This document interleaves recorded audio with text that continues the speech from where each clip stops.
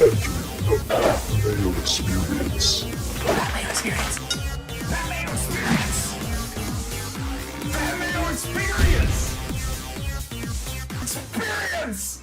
Welcome to the Pat Mayo Experience, presented by DraftKings Super Bowl 57. Chiefs and Eagles, picks, props, preview. We got a mini Cust Corner. Geoff's coughing on the other end of the line, trying to destroy my intro. This is not the season finale. However, people have demanded that me, Geoff, and Cust stay together and continue to do shows. So I'm going to try to come up with something to get us through. Not all of the offseason, but we have to review our win totals, AFC and NFC. There's 2 shows right there. So stay tuned on Mayo Media Network. Easiest way to do that, subscribe to Mayo Media Network on YouTube right now. And download, sub, rate, and review the audio podcast. If you've been listening all season on the audio feed and you haven't left that 5-star review, please consider doing it right now, because we can always use as many 5-star reviews as possible to get us going. Smash the like. Hit us with some topics that you would love to see us address, sporting-wise, maybe non-sporting-wise, down in the description. I'll have an intern read them, because I most definitely do not want to read them, Geoff. Maybe I'll read them. I actually don't, but you do, don't you? You fight with people in the comment section. Nope, not at all. Under burners. No. See, I don't even think, can you? I'm on YouTube Premium. I'm signed into YouTube. I'm not signing out of my YouTube Premium to go into some other YouTube to leave a comment. No. I appreciate all comments. They help the algo. They usually... they usually just reinforce. They're having a party last week, by the way, on the Dream House, and I'm real sorry. Thought I was a second ahead to get off my mic before I let that cough out start the show. Bad vibes. Well, we're setting the precedent that we always set for you on the other end of the line, which means we need to get to the coin. The coin is here. Paul is behind the mic, and coming off hitting a golf winner for the first time in 4 years, harnessing his power of the reverse curse. It is Tim Undergust! Tim Undergust. That's not my name. It's been 3 years, but yes, it was nice to get a W back on the board 2019 was 4 years ago, pal. 2020, March. It's the first one I've had since then. That wasn't a real winner, though. Look, the way sports books are these days, if I had asked for a W after the first round, they would have just paid me out. They may have canceled your wager on it. They most definitely would not have paid you out on like the 40-1, whatever it was. No, well, these days, all you have to do is ask nicely. You know, someone who was ahead of the curve on all this stuff was me like 4, 5, 6 years ago on this show telling you how much I despise cyber mooches and how cyber mooching is a curse and a bane on society. And I got laughed at. I've been proven 100% right. That's the worst type of people. Well, I think there was a big difference between, cyber mooching. If I can get... Can I have my money back because I'm too dumb to make a smart bet? I can't be held responsible for the consequences of my actions. That's true. I mean, you always say that, though. That's like your mantra. Anyway, cyber mooching is awful. I know you guys have talked it to death on the other show, so we don't have to rehearse it here. But the whole entitlement of, oh, so-and-so got hurt, give me my money back, is so ludicrous. Have some self-respect. Getting your little bet back that you made isn't apparently more important to you than having some dignity. You should be ashamed of yourselves, whining at the books to give you your money back. If I ran a book, you would get nothing back unless the game was actually canceled. It would have to be really exigent circumstances. So-and-so blowing out their knee is not an exigent circumstance. It's called football or basketball or whatever. Give me a break. Whiners. Why aren't you just taking your credit? He's just trying to prop you up. You turn it into this whole thing where you're just this angry guy now. I don't know. I mean, thank you for the credit.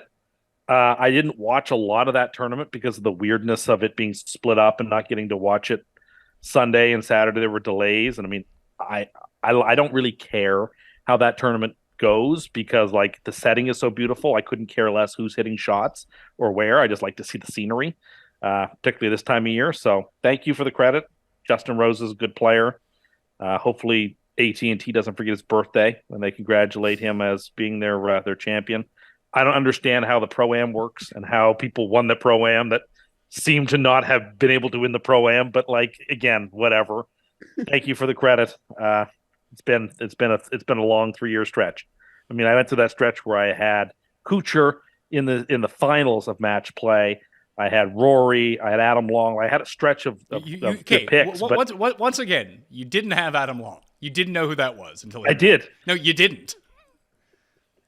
Like I had a good stretch of picks. Geoff, when Adam Long won that golf tournament 600-1, do you think that Tim knew who that was before the week started? No, he never heard of him, but he became, he endeared himself to him on that day. I love that Tim is now like, I don't know, like who cares where, I don't know, about Kuchar and match play 4 years ago on this.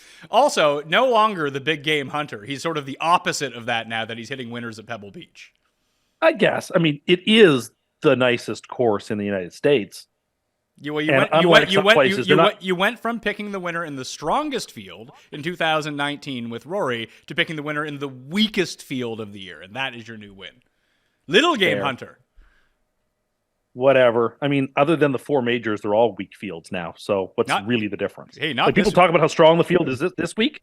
Please, now that Dustin's not around and Cam is not around, and Louis is not around, and Bryson is not around, and Brooks is not around. None of these fields are all that impressive other than the 4 majors. Like I heard you guys talk about the winter major.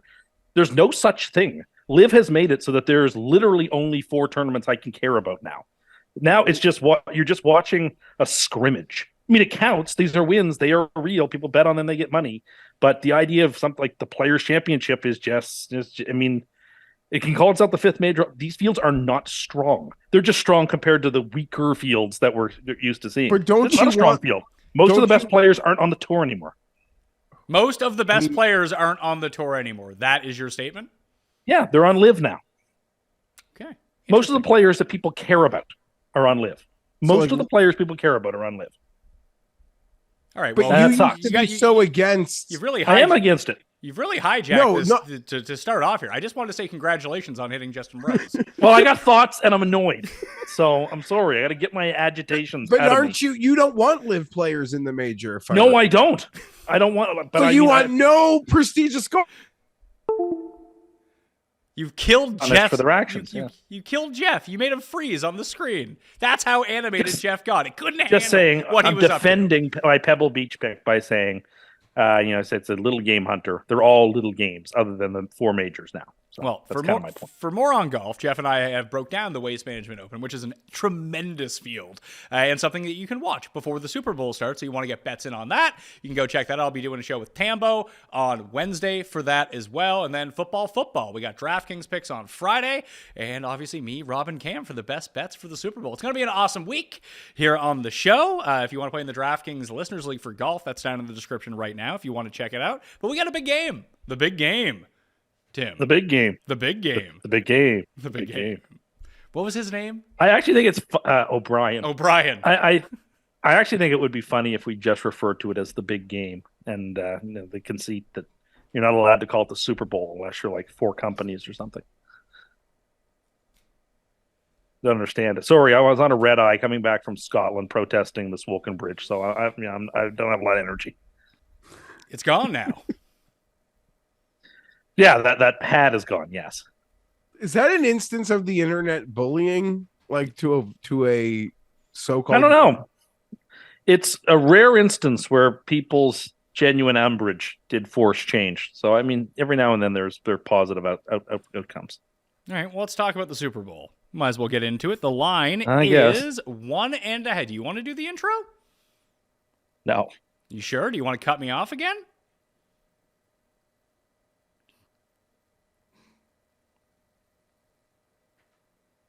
Sure. Do you think he's muted his microphone or muted his computer, Geoff? I don't know. I'm just happy you're mad at him, not me. -1.5 Eagles favored over the Chiefs at DraftKingsSportsbook.com. The total has risen. He has risen up to 51 at the moment because, Geoff, who wants to bet an under? That doesn't sound like fun. Yeah, that makes a lot of sense. I don't know that people are very much here for it, although I'm not really a totals better at all. I think I'd probably lean to the under. It's funny looking at this game. Like, there's so many obviously different outcomes, and there's like 3 clear paths that I see as the outcome of this game. But I think my favorite bet on the board, if we're just going sides and totals, Tim, is actually the under of 51. He forgot to turn his mic back on, I bet. I did. I forgot to unmute myself. I'm sorry. I agree with you, by the way. I think it's going to be a very low scoring game. How low scoring? Okay, when I say very low scoring, I mean like 24-20 or something like that. So okay. 44 points. Like not the 13-3 game we had a couple of years ago between the Rams and Patriots or anything, but I don't see a ton of points being scored in this game. Okay. And I'm kind of on the same page. Like, it's going to be close. If it's going to be a close game, we can consult the coin on who the coin flip is going to go to. If the Chiefs have the ball with the chance to win, the Chiefs are probably going to win because that's why Patrick Mahomes is the best player in the world. But I do see a weird path here, Geoff, that the Eagles might win this in a rout. The Chiefs do not put anyone away, right? Exactly. That's a fact. So that is like an angle in this game that I am very much thinking about off the top. If you think the Eagles are winning in the route, I see. I don't think that the Eagles are going to win in a route, but I do think that's one of the outcomes. I don't think that the Chiefs win in a route. Like, if they win, it's going to be by 7 or less. If the Eagles win, it's between 1 and 30 points because they're coming in healthy. They dominate both lines of scrimmage. Yeah. And I don't know what's going on with the overall health of the Chiefs' skill players at this point, or their defense, for that matter. Like, yeah, like most of these guys are going to play, but how healthy are they going to be? We saw a Super Bowl recently where there was a dominant D-line against Patrick Mahomes, and he almost pulled it off. Some of the highlights of that game were the incompletions. But if he's not healthy and he's running all over the place, trying to make plays. I mean, there's no doubt the Eagles have the highest team WAR when you take off quarterback, probably by a wide margin versus the rest of the league. They're going against the team with the highest WAR quarterback in football, and that's what makes this fun. And we got 1 seed versus 1 seed, which we don't get a ton. So I like that. And we got a 1-point spread. So 1 seed, 1-point spread. Should be a great game. I'm down to lose a lot of money, but I don't go out very often. So this is what I do. I just don't know if I really want to invest that much in either one of these sides if I don't really have a conviction, Tim. No, you shouldn't. I mean, it is after all just one game, and there are 500 million things you can put a wager on that's more confident. I mean, I still am torn on this game, and I mean, I have a lean, and I'll make a pick when the time comes here on the show. But I honestly can totally see a circumstance. Actually, I think there are 3 plausible outcomes. I think the Chiefs rout them, the Eagles rout them, or it's a super close game. Like, I don't think it's going to be a 12-point, 13-point game in either direction. I think either it's going to be a rout from one of the 2 sides, or it's going to be within a field goal. I think there are 3 outcomes. The Eagles are the big question mark because they haven't played anybody good in months. And they've never played a team this season quite as good as Kansas City, even though Kansas City is still not as good as they were even last year. Chiefs team's still very good and very talented. Would it surprise me in the least if the Chiefs ripped apart this Eagles team? No, of course not. People all year have been analogizing Philadelphia to Gonzaga basketball.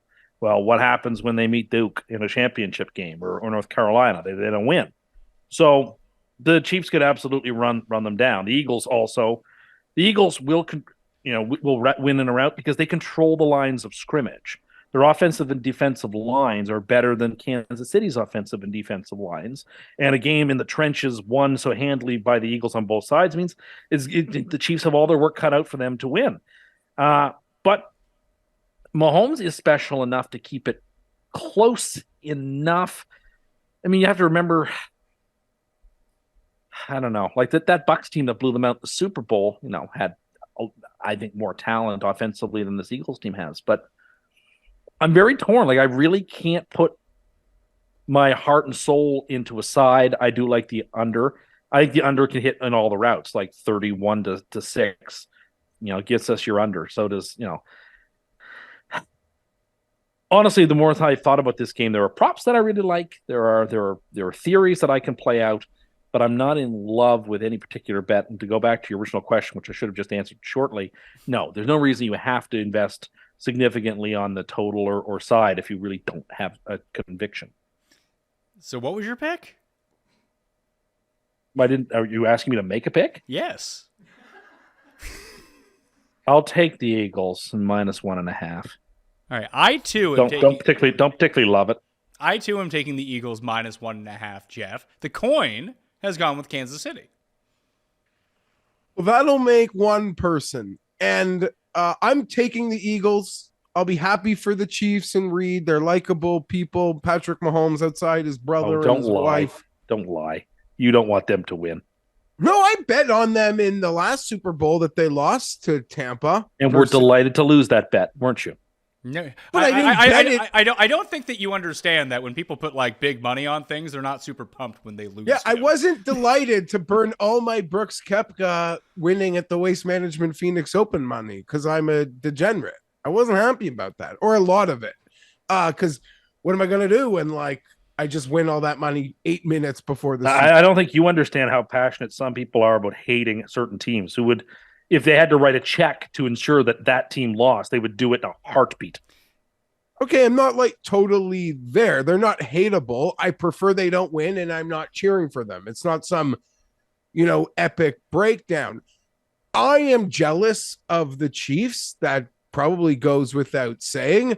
Although, roll the tape, even I joined our friend Hustle earlier today, and he complimented me on when they traded Tyreek Hill. You said this was going to set up Mahomes Reed 2.0 because you can't pay a quarterback money and not have draft picks. I think there's a misnomer there. Once you pay the quarterback the money, you need all the draft picks because you need to supplement your roster with guys who can play for really cheap.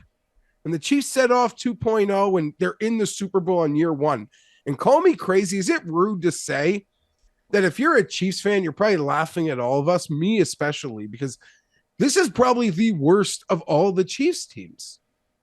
This is the... am I wrong? It depends on how you look at it. What is markedly different from this Chiefs team to Chiefs teams in the past outside of Tyreek Hill? This Chiefs team, that's a big deal. Sure, but what was it that big of a deal when they played Tampa in the Super Bowl, or was not spending that money, getting more to Mahomes and getting more to the offensive line more critical to actually winning? They got three rookies in the secondary.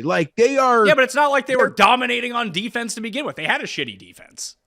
Yeah. Okay, I don't know, but I think they are marginally worse than they were. What I want to say is, I guess if you're a Chiefs fan, you're not surprised. You have Patrick Mahomes. You're not surprised. No one's surprised. He's the best player on planet Earth. That wasn't even really debated in the fall. Although Chiefs fans want to make it like that was being debated. Maybe it was being debated before the AFC Championship, but it wasn't being debated in the fall. But I would say, I don't want to say Chiefs fans are surprised to be here, but I don't know. This feels like this has been their weirdest, less dominating road. And that doesn't mean they're not a better team because they're more seasoned. And their good players are, growing and getting even better. And Chris Jones and Kelsey and Mahomes and the coach and all that. But it's a roundabout way to say I'm still picking the Eagles. But if you are picking the Eagles in this game, beware, in 15 years, you will always be reminded of the time you bet against Patrick Mahomes as an underdog and you took the other side. That is assuming Patrick Mahomes' trajectory continues, because he's been to 5 AFC title games in 5 years, and I assume the next 5 will include at least a couple more. So you'll always be able to remember the time you tried to fade Mahomes as an underdog and lost your shirt. I guess, but the fact that he got blown out in the Super Bowl, I think, vitiates some of that fear. A little bit. This is the first time he's ever been an underdog in a playoff game. Well, has he ever played a playoff game that isn't an Arrowhead other than a Super Bowl? I don't think so. No, I don't think they've ever gone on the road in the playoffs. No, even the game they lost to New England with the famous offsides was Arrowhead. So that kind of makes sense. Yeah. Well, yeah. The only one that would have been a little bit different was playing Tampa in the Super Bowl. So that was a road game. You're right. That almost and then they did get crushed. Yeah. did they get crushed? Was the 31 to no, 9. yeah, they were playing you and me at offensive line. Yeah, they Wow. got. But see, that's why I think this team, and why I'm not necessarily more afraid of it, because you're always going to be more afraid of a team that has Tyreek and the game-breaking ability and just their ability to score in 12 seconds. But when it gets down, and just the great offense team, and Geoff, we've made this mistake so many times in the Super Bowl, that this great offense comes in and they're playing a legit defense, and all of a sudden, all those tricks on offense just stop working. We saw it with the Bucs against the Chiefs last time, and the Eagles D really is that good. The only memory I have of winning a Super Bowl in recent years was betting on Seattle versus Denver in New York and like quacking around the room as Manning was throwing ducks all night long. Good memories. But I normally lose a lot. So that's probably bad for the Eagles, but I'm picking them. And I think it's real that the Eagles playoff run does feel like the least I don't know. Like, what do you make of their road here in the postseason? Beating a Giants team that you called the bad news Bears. Even people who respected them were like, well, the lipsticks, it's got to be just a pig with some lipstick on it at some point here. And that happened. And then the NFC title game was a total, like, what do you even make of any of that? And then their season, when people want to argue, and I would argue even fairly, that despite probably being the best team in the league all season long, what is their signature win? Does it even exist? You don't get style points, though. That's the one fun thing about the NFL. If you keep winning, then you're just going to continue to move on. Like, this has been the knock against the Eagles all season long. It was kind of the knock against the Vikings as well, but no one ever treated the Eagles like they were the Vikings, only because when you looked at the Eagles, like, they passed the sniff test of everything. Like, they look legit. The one thing I would say is early in that game against San Francisco, and I don't know if it was rust because they didn't really have to do anything against the Giants, and Hurts really hadn't had to play a meaningful game in 6 weeks or whatever it was, but he was missing some throws bad down the field. That maybe that crops up here? I don't know. Yeah, or just it's a huge moment, and those 4 picks, like, that happens in Super Bowls all the time, that people just self-implode. I don't know. Well, let's talk about some of the. We're going round to Philly with the coin on KC. That's where we've landed on the Super Bowl. Yeah, Dangerous. interesting that the line hasn't moved in 8 days. Yeah, Like, it settled there last Sunday around like 11 p.m. and hasn't budged in 8 days. It's interesting. I guess so, but it seems like a line where, like, we're sitting here being like, oh, I can see it this way and I can see it this way. Like, how big of a favorite can you make the Eagles to ensure that you get to get the Chiefs money or Eagles money on one side? Like, if you made this 3, all the Chiefs money is coming in. Mm-hmm. I kind of thought it might move towards the Chiefs as the week went on. Well, it did. It got to last 2. Week, last week went on. Well, it got to 2, and now it's back to 1.5. I kind of thought it would move like towards the Chiefs, to where I think kickoff would be like a pick, or even Chiefs by 1. I thought we could get there. Maybe we will, but I don't know. We'll see. I haven't bet the game yet, and I certainly don't consider myself a sharp better or a pro better. So I guess as the sports books are concerned, like, you can lump me in with the casuals, despite I assume my stakes will be significantly larger than most casuals. I like to assume if you get like a nice week of Mahomes practices, this turns into a pick 'em. I would think. The casuals you would think would play Kansas City, right? They know Mahomes. They want to be with Mahomes. I would wager the same thing as well, that the longer we go on, the more Chiefs action you end up seeing. But I think that has a lot to do with, what you said is correct, is that casual fans will just be like, oh, Mahomes is playing? He's the MVP? Let's bet on him. And I do think that the injury report is going to continue to, hey, Juju's playing, and Jarek is fine, and hey, the ankle looks good. Like, it only seems, all of the injury news was so negative towards the Chiefs all of last week that can really only get better from here, can it? And also, end of last week, or the first instinct were all these like angry Bengal losing bettors that were just, I'm on the Eagles because that wasn't impressive and the Chiefs shouldn't even be there. And it's a lot of that, right? I think a week later, the hatred for the referees and the Chiefs, it's just a different story. You probably just have a much different perspective where you don't even care about that anymore. Where last week people, or at least early last week, people who were betting probably did care about that. I don't know if that's silly to say, but it's 2 weeks and it's a week-to-week league eyeballs. It's funny because I've picked the Eagles -1.5, so that's where my lean is going to be. But I would actually prefer that the Chiefs, for my own enjoyment, I want the Chiefs to win the game. I think Based on what? I like Patrick Mahomes. I think having the best player in your league, I have no attachment to this outside of what I'm going to bet on, and I don't really care. But I think for the good of football and the good of the football fan in me, seeing the greatest player play great on the biggest stage, I always think is just more compelling television. Maybe. I kind of would prefer he be humbled and lose again. Why? But we've been through that arc now. Now he needs redemption. Whatever. And do you find do you find that Patrick Mahomes is not a humble player? No, he is a humble player, I guess, for a superstar. Why do you not like him?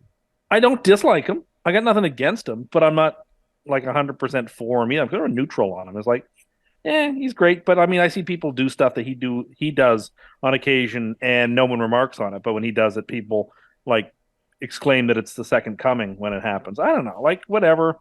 He's got his Super Bowl. That's great. So it's not like I need to really want to see him achieve at one. He's got a Super Bowl. A lot of great people only get to one.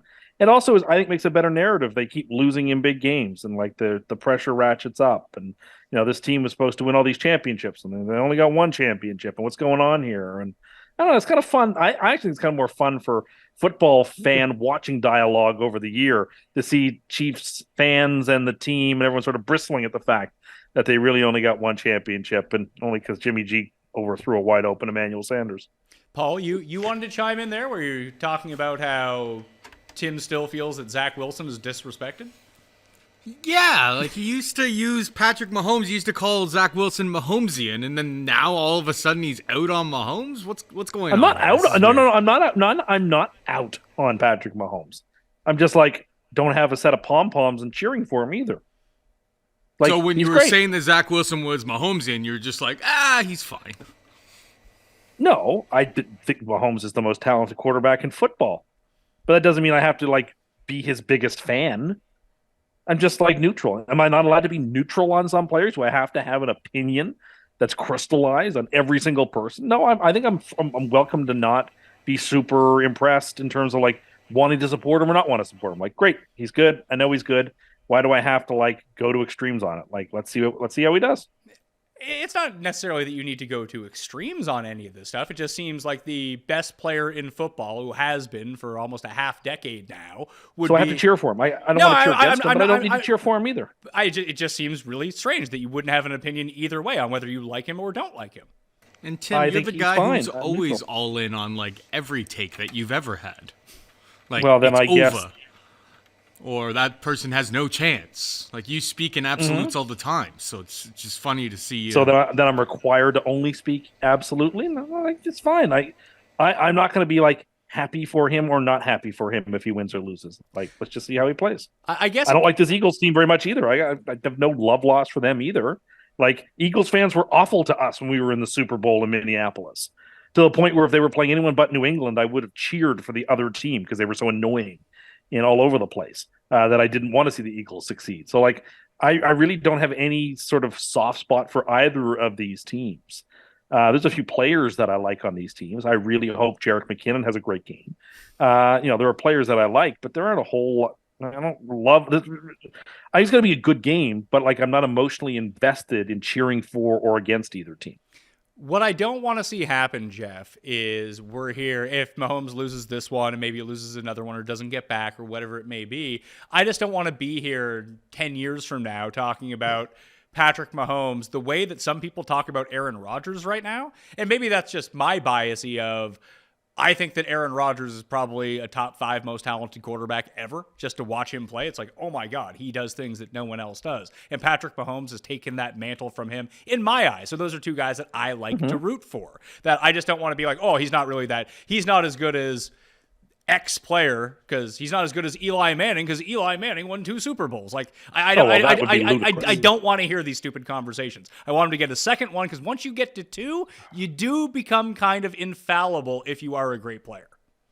Okay, I totally agree with you in all that, in all of it. In the same way, like Dustin Johnson having only 1 major really bothered me. Like really, like you're nobody with 1 major. You have the same as Keegan Bradley. You know, Mike Weir and Jason Duffner, like the baseline for 1 major, well, it's career changing and a big thing.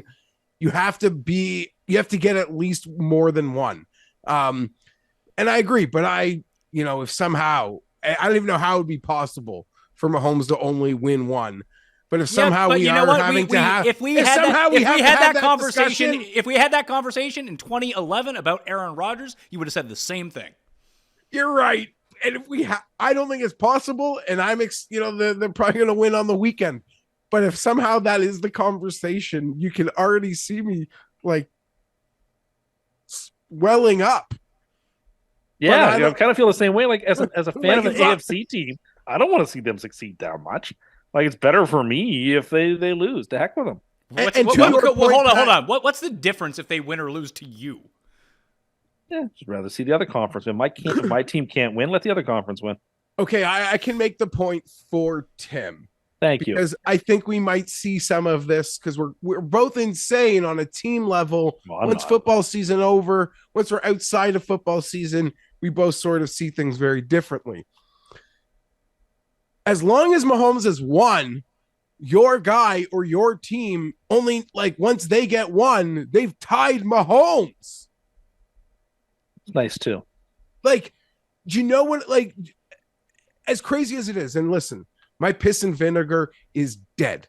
A year ago at this time, friends, I was probably already talking to you about my 25-1, $500 on the Chargers to win the Super Bowl that I even placed before last year's Super Bowl.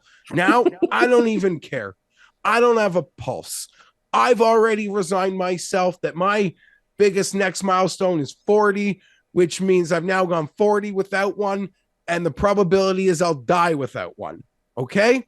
That's just where my head is at. I'm the 14-year-old excitement of I will always assume that good things will happen in the end here is done. It is done. They'll have to be so far on their road to taking me there for me to get excited again. I get to wear that hat this year. You wore it all this year. I get to wear it this year if my team gets a good quarterback. I'm just saying, that's just where we are. So it's just, I fully expect the worst. That's just how it will now be. Expect to die without it is how it will be. Because I don't expect to double up from 40. I like cheeseburgers. I like soda. I like sugar. I like things too much. We'd like to get 75. That'd be a goal, but I'm not expecting to double up from 40. So the expectation to die without it is now the probability. So they've killed my piss and vinegar. That's dead. Well, I wouldn't use piss or vinegar to season some delicious Tim Omaha steaks. Did you know that if you want to get them for Valentine's Day, you probably want to go do that right now. And if you use code MAYO at checkout, you're going to get yourself an extra $30 off. So an extra $30 off your order. And if you go to omahasteaks.com right now, Tim, you're going to find some huge deals. There's 55% off some of these Valentine's Day stuff. Should I send you, as my best friend, some Omaha steaks for Valentine's Day? I would be so touched and so happy to have those steaks. In my more healthy eating regime, I have found ways to fit these types of delicious foods into my diet in a way that's calorie friendly, and so I would love that. Well, you can be calorie friendly, but you're going to get a ton of protein with Omaha steaks. Protein is great. That's what I'm saying. I've been eating egg whites and things. Yes. There you go. The desserts are good in those boxes also. 100%. From what I hear, everything Omaha Steaks makes is excellent. OmahaSteaks.com. Like the fillets with the bacon around them, I heard are great. Do you really call them fillets? Well, no, I guess they're not fish, are they? The fillets, sorry, with bacon around them. I mean, that was the I hear they're delicious. That was the first thing I pulled out of my box when my wife and I got our first order just before Christmas. I was like, let's make these. Let's go. I even put them in the sous vide. It was fantastic stuff. So again, code Mayo at omahasteaks.com will get you $30 off. And listen, it's expensive to go eat out on Valentine's Day. Why don't you eat in and then maybe eat out? I don't know how that works. Well, I mean, maybe I do. But that's a the great pro EV move, by the way, is to eat out before or after Valentine's Day. Go out like Monday, or because this year it's on a Tuesday. Go out on Monday or go out on Wednesday to celebrate Valentine's Day rather than the Tuesday. I think that's like, unless you're with somebody whose heart is set on the 14th of February and you have to go out that day, celebrate it like in that sense the day before, a couple of days after. That's a plus EV move. Same with flowers. They're cheaper. I can't believe that on like such a real life thing, I agree with Tim, and it's something that we've enacted many years ago. Many years ago. Are you talking about eating out before Valentine's Day because after Valentine's Day, you just might be too tired?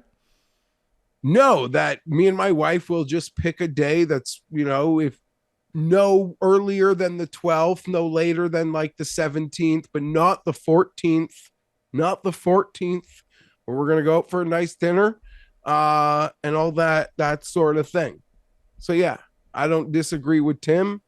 And if your like wife is like a hardo for the exact day, then that could be a sign. Yeah, that sucks. That sucks for you. I'm doing Monday this year.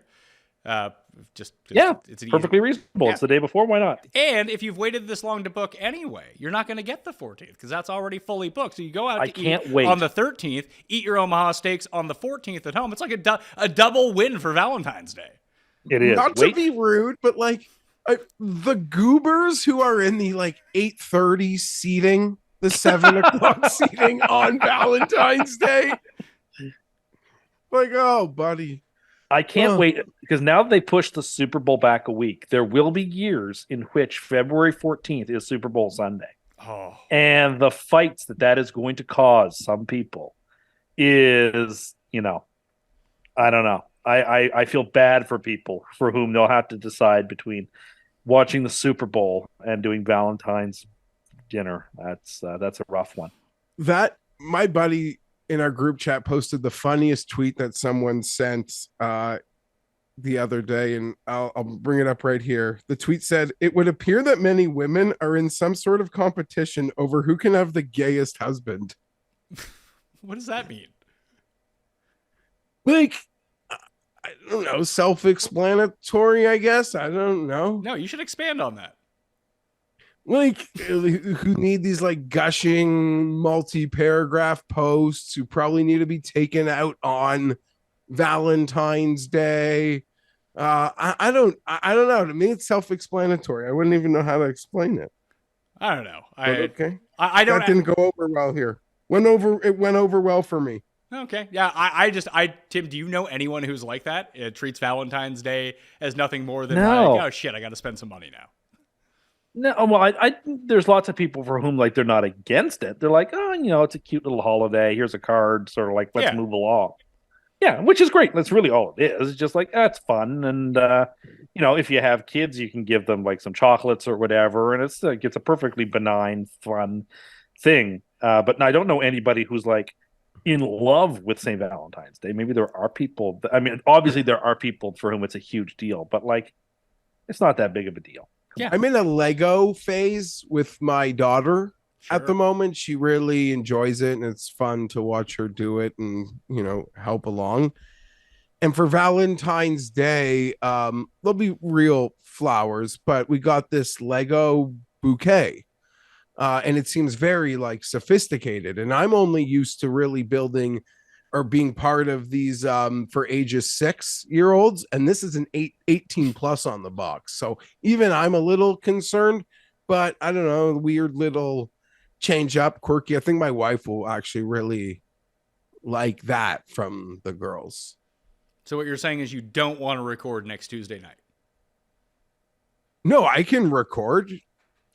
No, we're not like hard. Is that the actual Valentine's Day? Yeah. Yes, it's a week from today. Yeah, it's not an issue. I told you, we will not have a dinner reserve. Tuesday will be Tuesday here. I'm just saying, like, there will also be a card and things, but we're not going out for dinner on Tuesday. Well, you can stay in for dinner. OmahaSteaks.com. Code Mayo. Get you $30 off. I did want to talk a little bit more about just the construction of these two teams. I thought it was very fascinating that when the Chiefs won the Super Bowl the first time, it was very much like how the Eagles, not necessarily are currently constructed, because I think this Eagles team overall is better than the construction that the Chiefs had, but the Chiefs had Patrick Mahomes on this rookie deal, but he was still Patrick Mahomes, so that was very helpful in that regard. But even with Alex Smith, like, this was a team that was going to the playoffs and AFC championship games. So is this the Eagles' shot, Tim, to win this? Because yes, Jalen Hurts makes $1.6 million this year. They were able to beef up at every other position, but he's going to get paid pretty soon. Yeah, I agree. It probably is their shot. They have a lot of, their defense played marvelously this season. Defense is hard to predict. They've got receivers. Devonta Smith is only going to be cheap for so long too. Obviously Hurts is only going to be cheap for so long. Sanders only has so much wear on the tires. I would say this is probably their best and bright shot at it. I mean, I kind of think that's true of every single team, every single year. Like Rodgers and Breeze only ever got to one Super Bowl. Like almost every team in every circumstance is their one shot. But so I certainly do believe that for this Eagles team. Like if they don't get it done this year, there's zero expectation that they're going to go back next year. It also feels like we're at the beginnings of what we witnessed in the early 2000s in the NBA, in the disparity between the Western Conference and the Eastern Conference.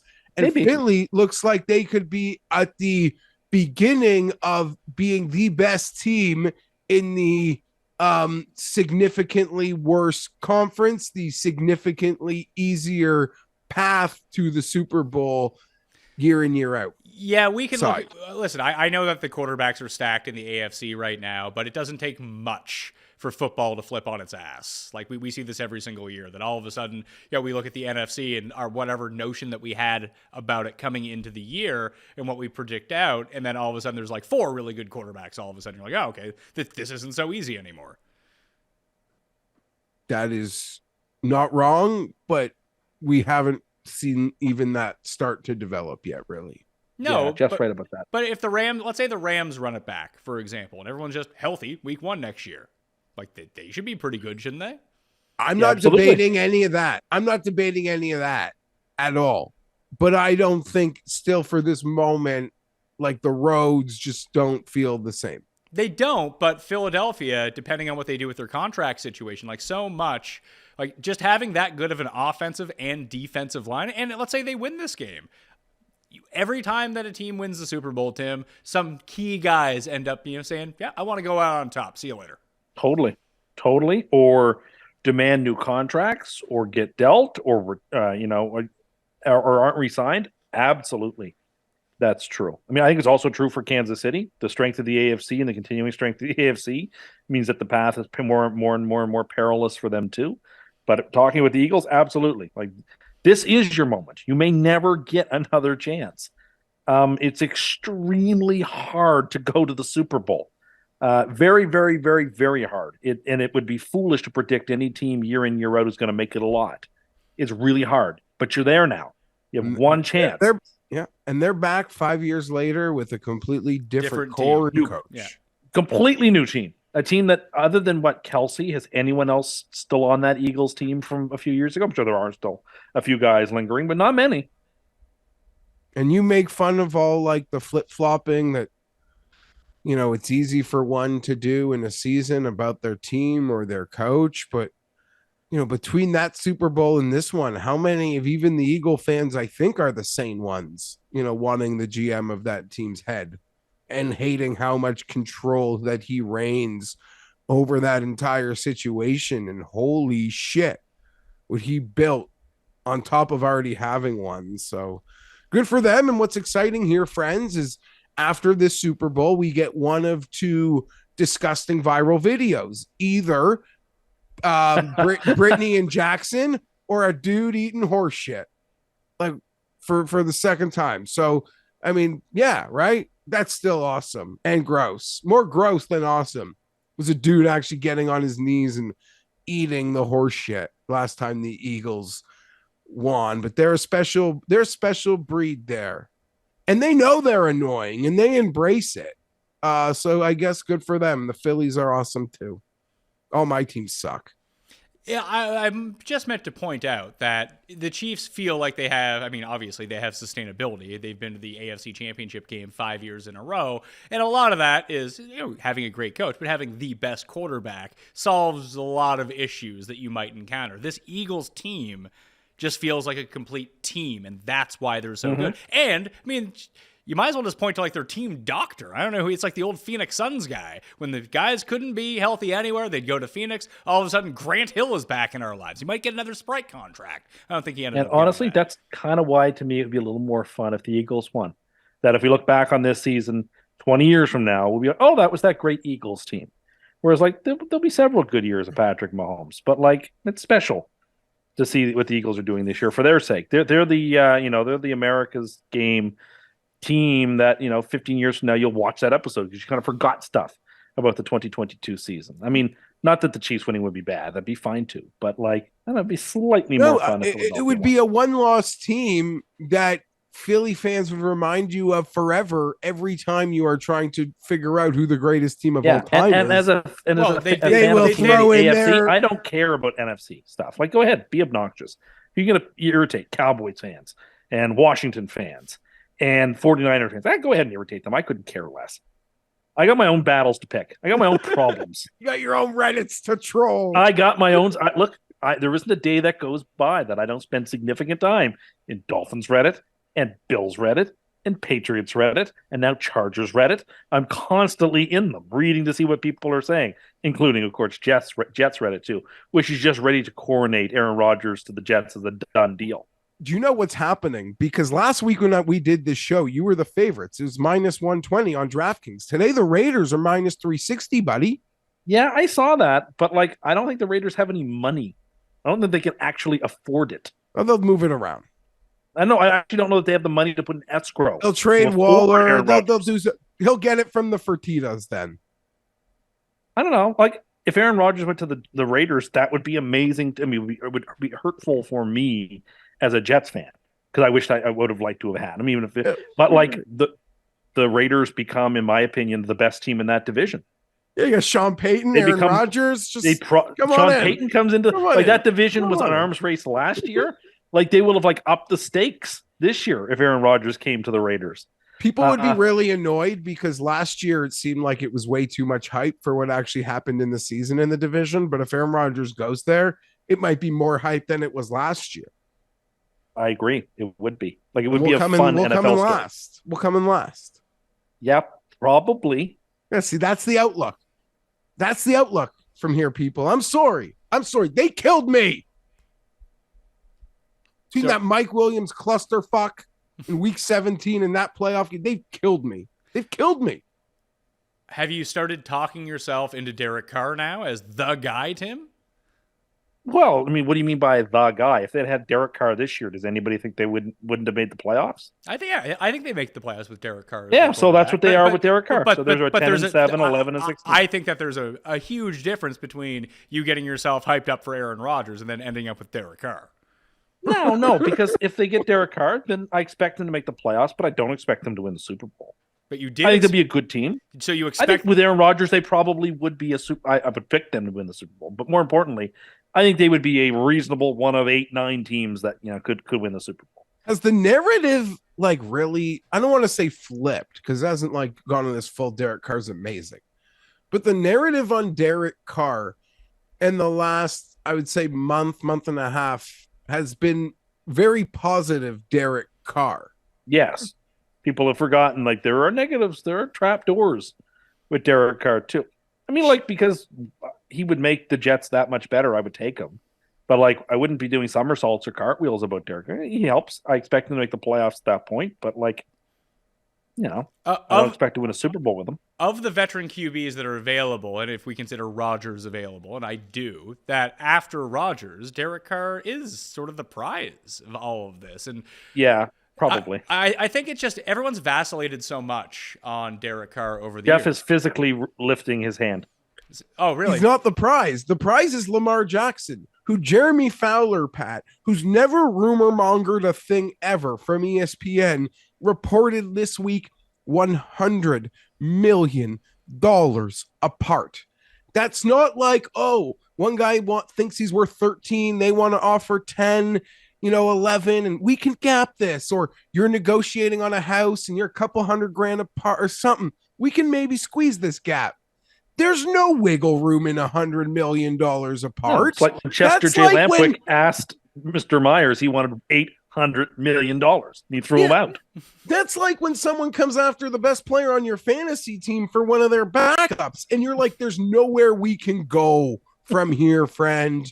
So he's being traded. Like, how is it not ending in a trade?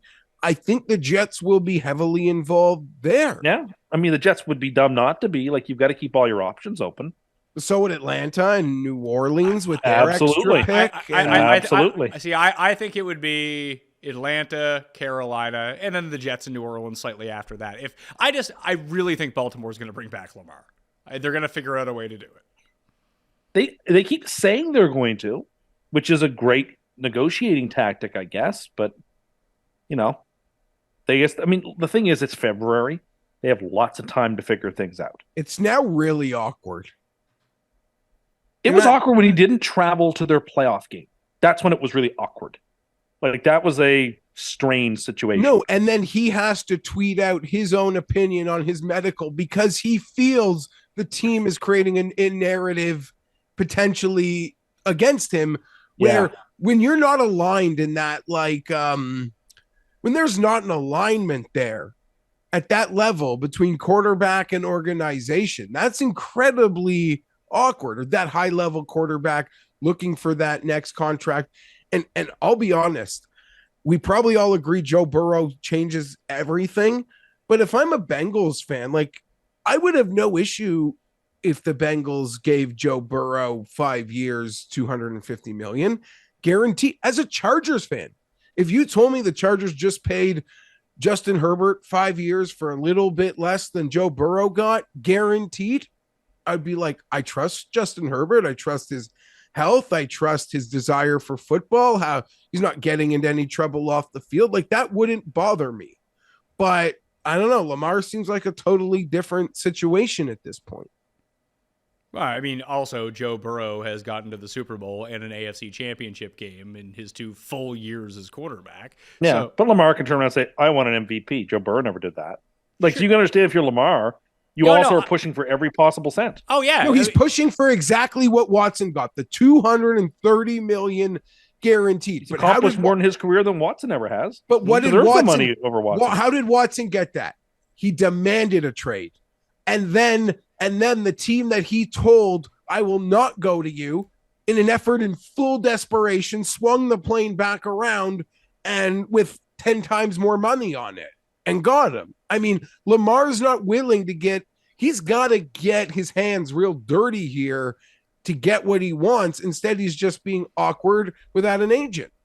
Not having an agent's an unspoken critical part of this. That, like, it's very spoken, I would argue. I don't know if people talk about it enough. The fact that he doesn't have an agent just, like, makes these negotiations more difficult. Yeah, I mean, obviously it's not the same amount of money, but I know that me working by myself and negotiating contracts and me working with an agent to negotiate contracts, totally different ballgame for me. Got way more money. Had to pay the agent out of the commission of it, but I still ended up with more money in the long term because they knew what they were doing. And it keeps you out of that awkward stuff. You're just not a part of that. And you don't know what you don't know sometimes. Like, agents know things that you don't know. Job. Yeah. I think Atlanta, if it's anywhere, I think Atlanta ends up with Lamar. And I think that will make Atlanta pretty good. Yeah, that would make a lot of sense. Well, the dots as to why that's perfect are too perfect, but they're there, and that would be awesome. Yeah, that would make sense. I mean, I'm very concerned that Derek Carr is going to go to Tampa and Rodgers is going to go to the Raiders and the Jets are going to be left standing there with nothing. I think that's a real Is possibility. that Jimmy G season then? Great. Like, so then he plays 6 games and gets hurt because that's what Jimmy G does. So Rodgers, you're going to the Super Bowl. Carr, you're going to the playoffs. Lamar, you're going to the Super Bowl. Jimmy G, you're maybe going to the playoffs. I mean, if you had a healthy Jimmy G, that you had a healthy quarterback that was what they used to call in baseball war zero. Doesn't add anything, doesn't take anything away. The Jets would have made the playoffs this year. What if it's Baker? Why would it? I mean, then we're just throwing away another season then. Like, okay, sure. At that point, you might as well just continue with Zach, for heaven's sakes. Why use a failed first overall pick when I have my own second overall pick who's failed? I don't have to pay him any money. Who are the other vets that are out there? There aren't many. Jimmy G, Carr, Baker, and Wentz. then the trade market. Tannehill, maybe.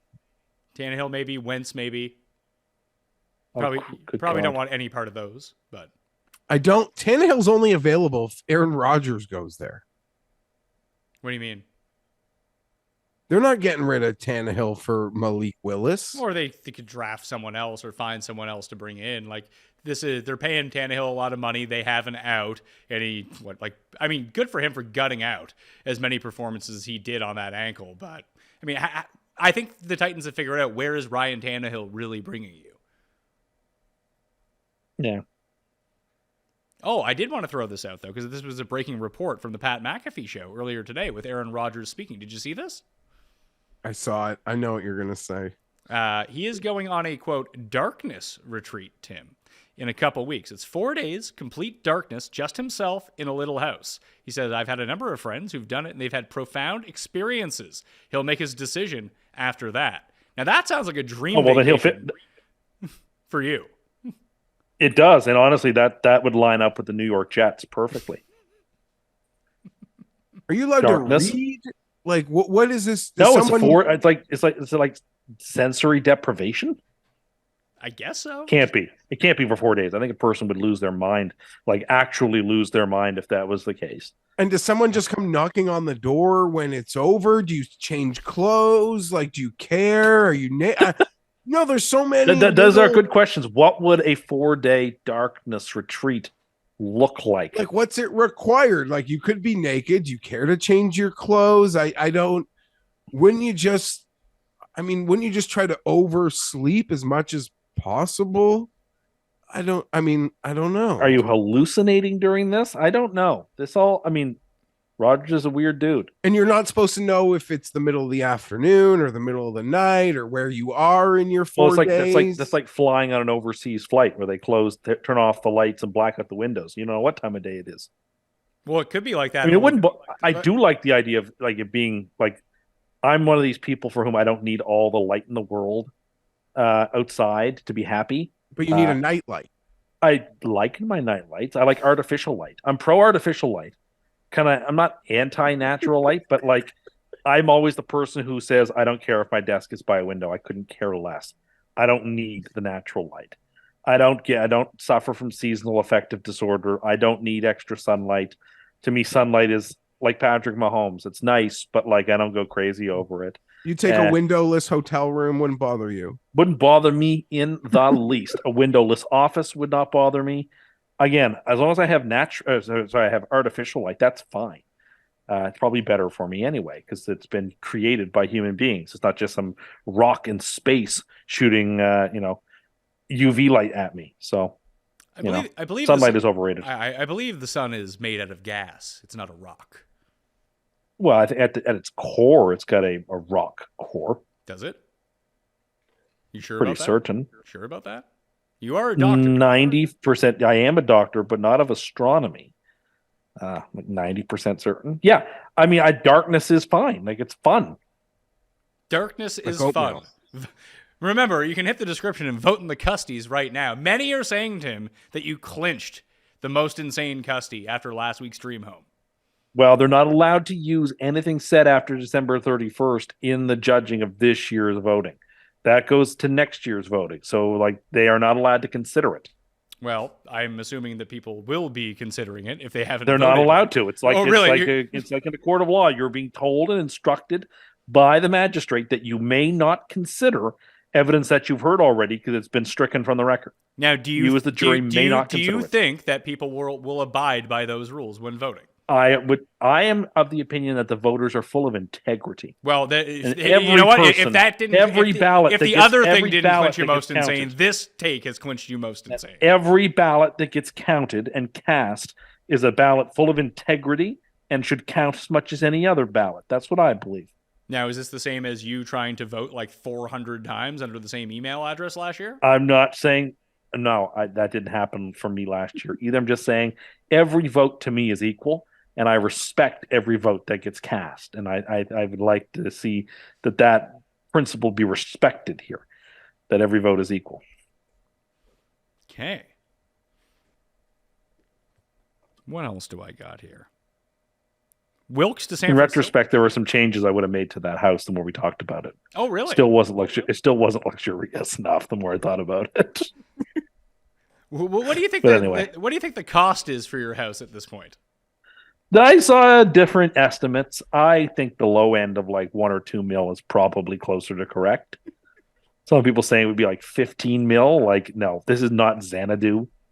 I mean, Like, it does sound like Xanadu in a weird way. Like you are Mr. Citizen Kane. Charles Kane. Foster Kane. Like I didn't mention in the dining room, I want one of those tables that are so long you can barely see the other person at the other end of it. So basically, what were you going to do in that? What were you going to do in that ballroom the size of 2 doubles tennis courts?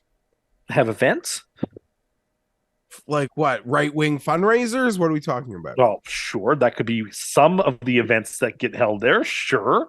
But like you can also hold like social events. You could host, you could rent it out to people who want to have it for dances or something.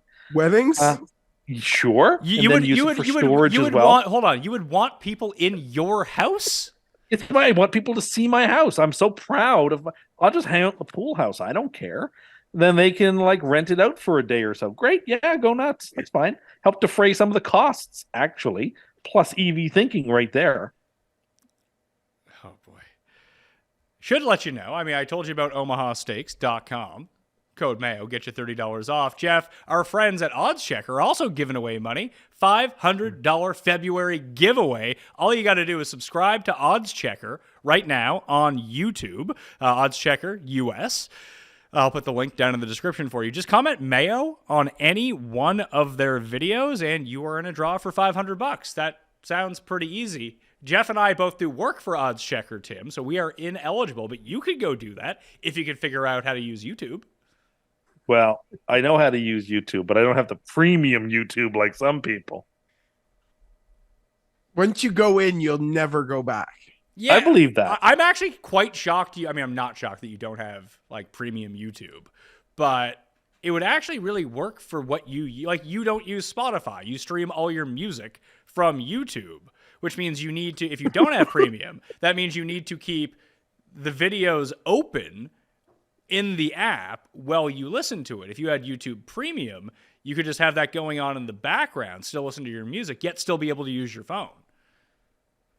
Sure, or I could listen to it, as I often do. Unless I'm at the gym, I just listen to my music on my computer YouTube and then have my phone free to do whatever. Really? You stream it from your computer? When I'm at just in my apartment and I'm like cooking dinner or doing laundry or cleaning or whatever, sure. I use my laptop a ton. Really?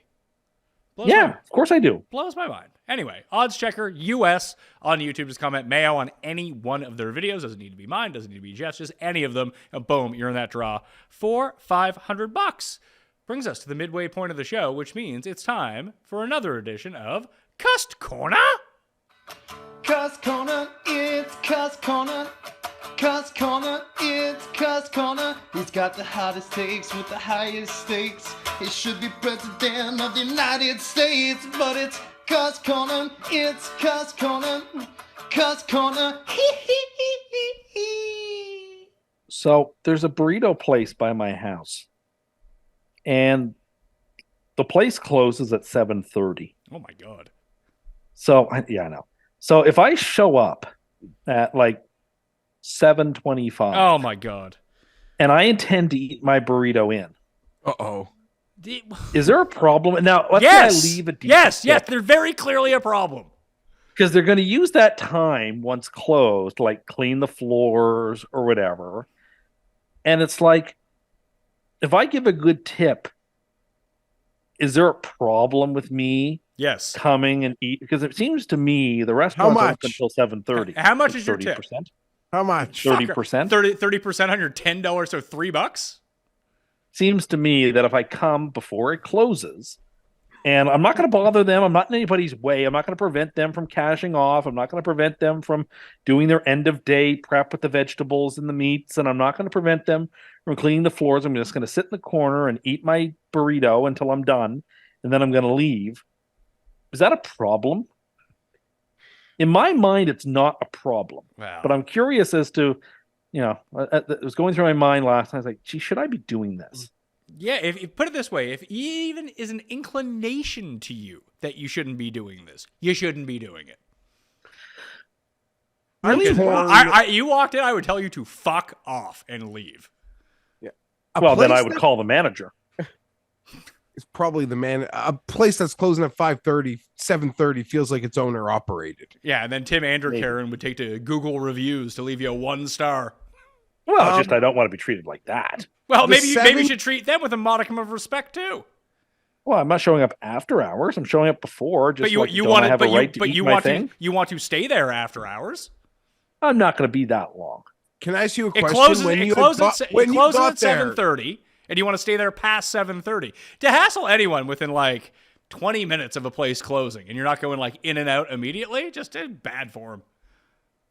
That seems arbitrary. When you got there, were they already like cleaning up? No, the people were leaning and talking. Like, were they already sort of cleaning up the toppings area? And because I've been into one of Tim's favorite restaurants, a Subway, before, and it's so intimidating. You're like there 12 minutes, 15 minutes before closing, and they're essentially like already cleaning out the toppings. And I don't want to be here. Like, I'm bothering you. I'm a weirdo. I know it's weird of me to leave and not force them to cater me, but I'm not forcing anyone to cater me. They're open until 7:30. I understand. I'm there. Are you a regular customer? Are you a regular customer? What's regular? I like to go there every 2 weeks or so. You like to brag that the people at the fast food places know you and those people know me because I used to go every single day. Yeah, I say it's bad form. If a place says they're like a place that's closing at 7:30 is probably so anal about it. Also, I would assume. Additionally, they're not getting paid past 7:30. I hope you know that. Like, they might have to stay. Sure, but they're also not locking. They're not locking the doors and walking out the door at 7:30 either. I don't think I'm preventing them in any way, shape, or form from leaving when they would have already left. Do you want them to lock the door at 7:30, but you can still be in there? It feels mom and pop owner operated, like a burrito place that closes at 7:30. It's weird hours. Certain days of the week it's later than others. But anyway, last night 7:30. I'm thinking, should I be here? And I was like, you know what? No, I ordered it before time. Once you said, you know what? Like, I gave a tip. I'm not causing any ruckus. When was the last time you gave a 30% tip? By the way, it has been a while. Why didn't you just go home? It's a burrito. I like to eat it hot and fresh. It's by your house. How long would it have taken you to get home? 2 minutes? 5. By the time I get upstairs into the apartment and then unwrap it and, probably 5 minutes. But you know what? I prefer to eat in when I can. I don't like to bring food earlier. You just have no respect for service workers. I was at the gym. And I hadn't finished up yet. What are you doing? Are you like cracking out a book, a newspaper? Like, what do you? I use my phone and I read. I'm usually on a subreddit, reading some Reddit that amuses me, or on the Twitters. And I'm like, I'm not causing a mess or a problem. They can do all their cleanup. They can do all their prep. I'm not preventing it in any way. Well, they have to clean and they're going to get out of there. What time are you out of there by? I think I was out of there by 10 to 8 at the latest. Oh my God! You say 20 minutes past closed? Yeah, maybe it was 1:45, but I think it was closer to 10 to by the time I got out of there. I would have said if you're out of there by 7:40, to me that's totally legit. But yeah, maybe 7:45. Because Then what's 5 more minutes? We're splitting hairs at that point. They can't. I just if you're going somewhere at 7:25 to order food and it closes at 7:30, you're fucked to begin with, pal. Well, I'm hungry, and it closes at 7:30, and that's what I want. Maybe you should have planned it a little bit better. And look, I was at the gym, and I wasn't breaking. Go get a burrito somewhere else. But I like this place. Well, have you tried all the other places? I've tried other places, but this place does it the way I like. Well, and I'm sort of a snob about my burritos. Yeah, you're also a snob because you don't consider the poor time of the workers. Well, no, I gave a good tip. You didn't. You did. I asked you when the last time you tipped 30% on anything was, and you said it's been a while. So obviously you didn't do it before yesterday. Yeah. No. How much? Yesterday, how much was the burrito? $13. Was it a cash tip or a virtual tip? The debit tip. You make sure they notice. Like here's your $3.70. I'm gonna stick around. And oh yeah, you also have to wait for me to leave so you can clean the table I'm just fucking eating at. I wasn't making a mess at that table. Really? Oh, really? You don't think they have to clean when you leave at the end of the night? At a How table long that does was it just take in use? to clean a table I'm at? As long as you have to fucking sit there and they have to wait for you to finish in order to, like, this is so ridiculous. Then they should have a sign up saying no orders past 7:15 then. I want to play devil's advocate for Tim for a moment in that if he could be out of there by 7:45, yes, you're delaying that cleanup by 15 minutes, but he can start cleaning somewhere else. Like, yes, exactly. Like, I don't think they get out any later. He can still like work his rotation, just maybe flip one thing around until this customer who's lollygagging and shouldn't be here leaves while he's reading his Reddit. If the store closes at 7:30, you better believe they probably don't leave on a routine basis till 8 o'clock. And I haven't delayed that in any way. It's closed. You're in there. Get the fuck out. I was there before it closed. It's like, oh, so you're grandfathered into the closing time? I actually think that I am. No, you're not. It's closed.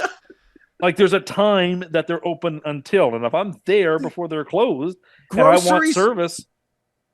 Grocery stores and like some big box stores like a Walmart, they do go by the grandfathering in process. Of course they do, because I was there before the door closed. It's like if you go on election day. If you're in line before the polls close, you have the right to vote. But mom and pop, owner operated, I don't know, closing at 7:30, like that. They want to turn away my business.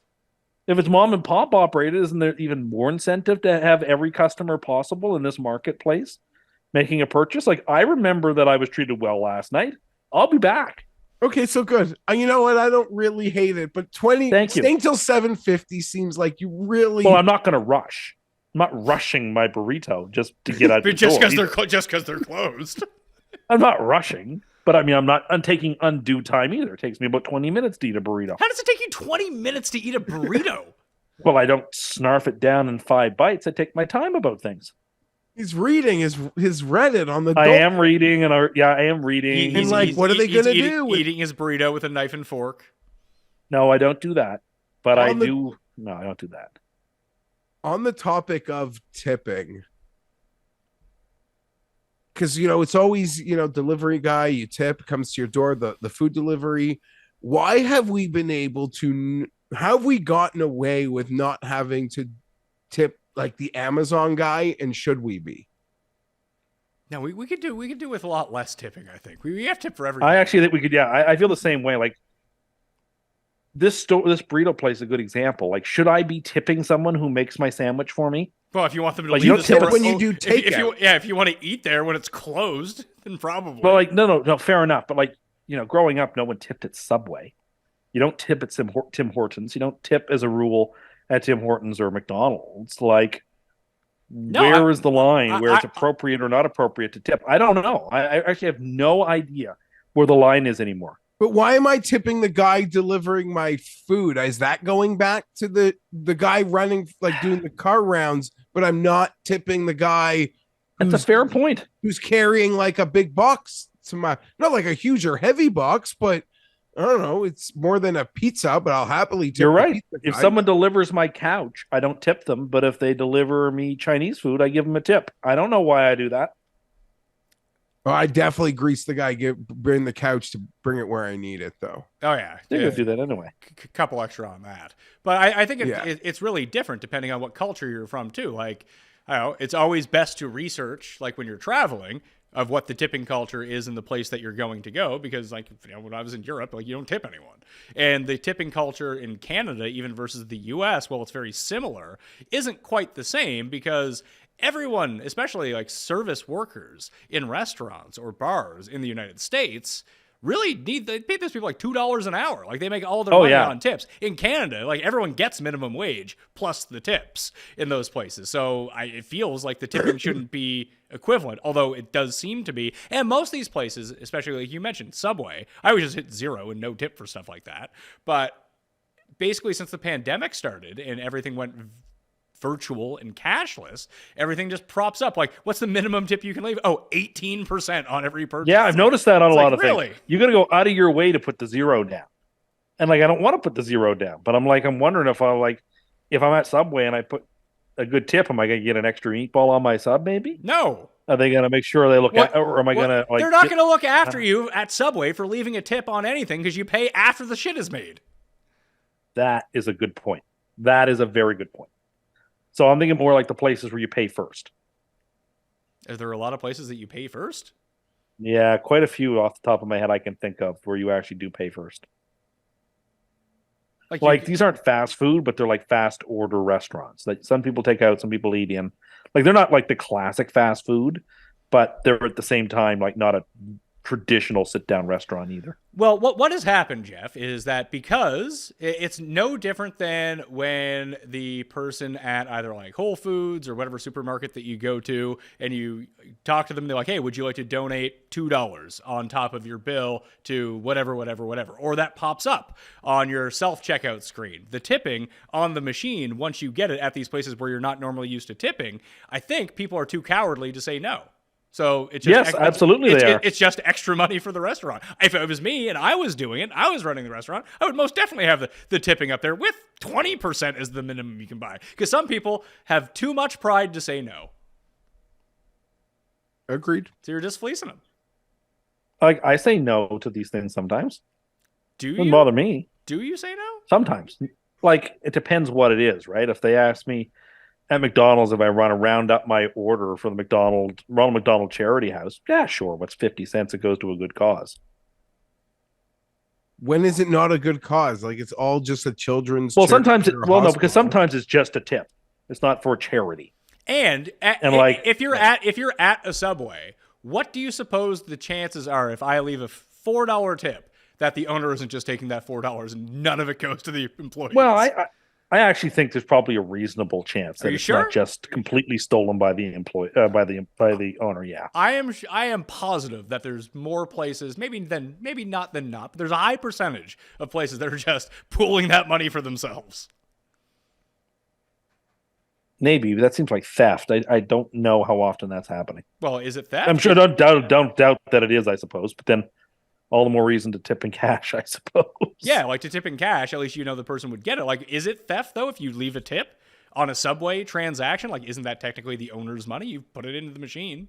Yeah, but everybody knows why you're leaving a tip. You're not leaving a tip for the person who owns 17 Subways in the city. Sure, but I don't think they're doing all right. I don't think that's explicitly stated by law.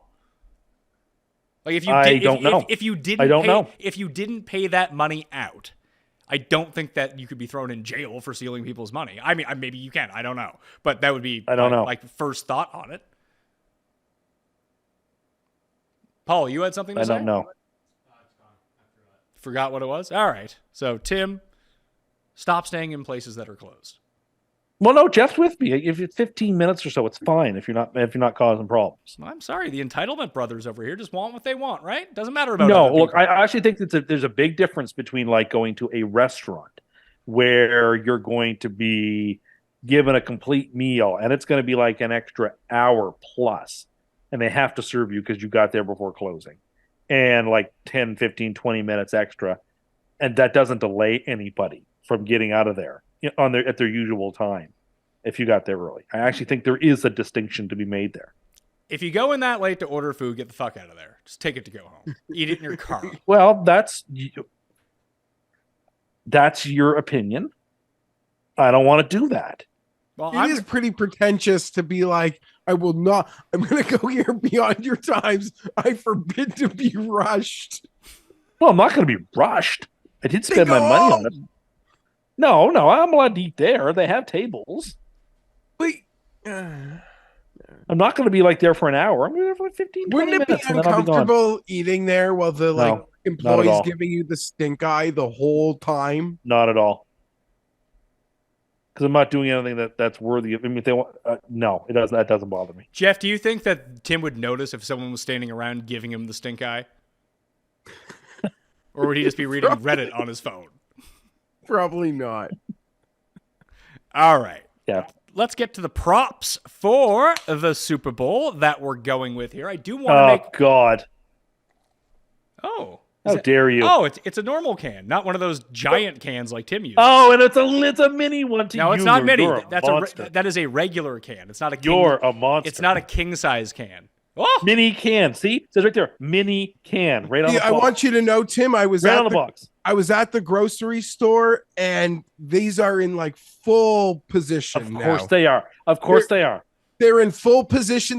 They know it's a party week, and it was flattering to see Justin Herbert as one of like the 6 players on the Frito-Lay's Yeah, chip. but so was Tua.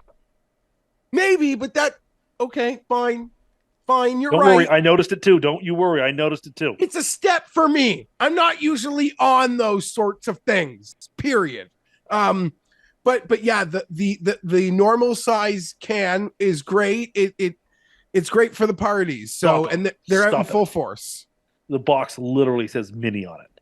Yeah, but they're positioned like I this think is- I still have a case of DCs for the Super Bowl. you but do? they're positioned, Tim. They're positioned in the store like this is the can. We Oh, I'm want aware. you to This buy. is what I've been This is what I was complaining about a month or two ago. And it's an outrage. It's an absolute unmitigated disaster. If I were there and saw it and like the manager were there, I would complain to the store manager. Why is this out here? I could see you changing the shelves, like putting doing all the pallet lifting. Like I would be upset, and I'm upset just thinking about it because it just confirms what I already believed, that there's no respect for the fans who drink the normal size cans. Instead, it's all trying to preach the product to the Johnny come lately. Oh, I'm just going to have my 230 mils so I feel better about myself. No, Get a real can like a real person. No, it's a great Drink little these mini squish of cans. soda. It's a perfect It's amount. trash. It's Trash. an ideal amount of soda. Trash shouldn't be allowed. Paul, go to the wide shot for a second. Can you pass me that box over there that a Cody Locker, so lawn car, sorry, sent this in as a present for Tim. So Tim, Paul has your flat of DCs here for the Super Bowl, which he paid you to stop cursing. You can walk in front of the camera. That's all good. It's okay. Happened before. It's a no. I don't need the DCs. I need the box. The one that says. Yeah, his flat is right there. Yeah, that's in the back end. It's right to your left. It's a box. It says fragile on it. It's literally right next to you. That's it. A gift was sent in from a listener, Tim, for you. Oh no. So you have something that you can use on Super Bowl. It does come with qualifications, though. Dear Cust, I gift you my Batman. I gift you one of my Batman Forever cups as a peace offering. I have 2 conditions. When this is worth millions, as you predict it will be, I will be allowed to buy fractional shares of my cup back. 2, don't say anything good about the New Orleans Saints. Don't let your dad throw this one way. Bye-bye, Cody L. Wow. That is so sweet. That is so sweet of him to offer. I really appreciate that. Thank you. Now there is Thank you. Now, there is a funny story about this because Cody tried to send me one before, but the moment that he put it into the box, it shattered. Oh. but he had another one, and so really he's giving me two. Really, that is so nice. Yeah, I really don't have any opinions on the New Orleans Saints either, so he's lucky about that. Super lucky, I suppose. You can probably drink one of those DCs that has your name on them out of the Batman Forever mug. Well, no, not with my name on it. They're probably gone stale now, but I don't mind taking a photo once. Pop goes stale. It does. You wouldn't drink that. You wouldn't drink your Cust branded Diet Coke. I have no problem with you taking a photo of me on Super Bowl Sunday of me drinking DC right out of that mug. I support that. What if so? Do you want it to be filled from the bottle, like the glass bottle that we have, or one of your king size cans? Stop. First, king size cans. You don't even know what you're talking about. Coke doesn't make king size cans. That's a Pepsi thing. There's regular cans of what Coke makes. Well, no, make the slender cans too, which are also kind of neat. What you call a regular can is a king size can. We've been over. No, it's not. There are actual cans. Again, this is all gaslighting to the highest degree. Geoff brings up the GD box that says a mini can on it, and I'm told, "Oh, those aren't mini cans." Yeah, but that's Pepsi. And then you're saying, but those are King's cans. But those are Pepsi. You just said that. Pepsi also has King cans too, which are like the size of like they're like 700 milliliters. Okay, I'm just calling them king size cans. We call them jumbo cans, giant cans, just whatever you want to regular call them. Regular cans. No, the regular cans are the regular cans are the ones at the size that Geoff had. Those are the popular ones. It says they're not popular. They're so unpopular that they've got to put them in front of the store next to Justin Herbert to sell. Well, based on your logic with every other product, if they're at the front of the store, that means they're really popular. Now that has been your argument for every other product. They're trying to make them They're trying to make them popular because people like me see things at the front of the store and buy. Did you stare down Tua on the display or what? Yeah, I looked at it for a moment, annoyed, and I was like, "What are you doing there?" Super Bowl props. Did you guys come with anything good? Because I have something good for the people out there. For the people out there. So if you go to prizepicks.com right now, you hit the link down in the description and use code DOP for our friends at the Dogger Pass podcast. There is a free square for Patrick Mahomes this week. So as long as he throws for more than 0.5 passing yards, you get that square as a winner and you get a match deposit of up to $100. You deposit 100, they give you a free 100 to play with. So you're already at 200. Use this Patrick Mahomes one, and then to tail on the Prize Picks prop for rushing yards, I really like Boston Scott more than 7.5 rushing yards. You pay like $25. You win, what is that? You get like another $50 out of it. You're good to go. So you're already up a ton of money. So prizepicks.com, code DOP, link in the description. At DraftKings Sportsbook, however, Tim, that Boston Scott prop is 8.5 rushing yards. I still like that for the over. Well, with your luck, that means you'll have 7 rushing yards. True. I've seen that happen to you far too many times this poor season, where you get stuck by a half yard or a half catch or something. Well, sometimes it happens, but I do like the 7.5 over. It's actually not a terrible bet at all. The last time he didn't do it was their loss against the Saints. Now, a lot of those have been blowouts over that time, but 24, 16, 33, 54, 32, 21. Even if he gets 3 carries, I feel like he should be pretty good, right? I think it's a good bet. I actually like that prop. Makes a lot of sense. All right, so that's my one to start off with. Did you have some? Oh, I got some. For the first time I ever remember this, so I can't be criticized for it. It's plus 100 to bet tails. There's no VIG this year. There's no VIG. There's no how stupid it is to bet coin toss. It's plus 100 heads, plus 100 tails. There's no VIG. Go ahead, bet your tails. Tails never fails. And you could bet it without any guilt of the people saying, "Oh, how dumb you are because you paid a VIG," even though this bet always wins. So what? There is no VIG this time. It's plus 100 to bet tails. That is, I feel very strongly about that. Okay, so Tim's best bet is tails, Geoff. Although, when confronted with an opportunity to flip a coin for $1,000 at our last Super Bowl party, he did not partake, and he could have. Was it flip a coin, or was it drop 2 bills, and if they both land heads up or heads down, the other person wins? It was. And if they're opposite of each other, I win. It was flip a coin, and you had the opportunity to call tails. I didn't want to. It's not my best bet. It's just my favorite bet. It's just a lot of fun. Sure. it's the one bet you'll make where the Super Bowl hasn't really started yet, and like everybody's hyped for it. No, people are hyped about the anthem when we get the info for that, right, Geoff? I don't even know who's singing the anthem. I honestly, it's gotten to the point, Pat, where like pathetically, I don't want to say it's like part of a yearly budget. Like I'm going to win this match money on the anthem. It's like part of yearly revenue. And every year I think the dream is going to die because, people are posting it outside. But, and books put huge limits on it. But I always got a street book willing to take a huge max bet. And God willing, they'll show up again for me this week. I have already populated all of my accounts at places where I know that they offer this, so I can get down the max the moment that I hear about it. Because they're not everywhere is going to let you bet as much as you want, but you got to try to bet as much as possible. And if you don't come prepared with money in your account, you have to deposit. Like between that time, it might be gone. Oh yeah, 100%. You can't get the information and then make the deposit.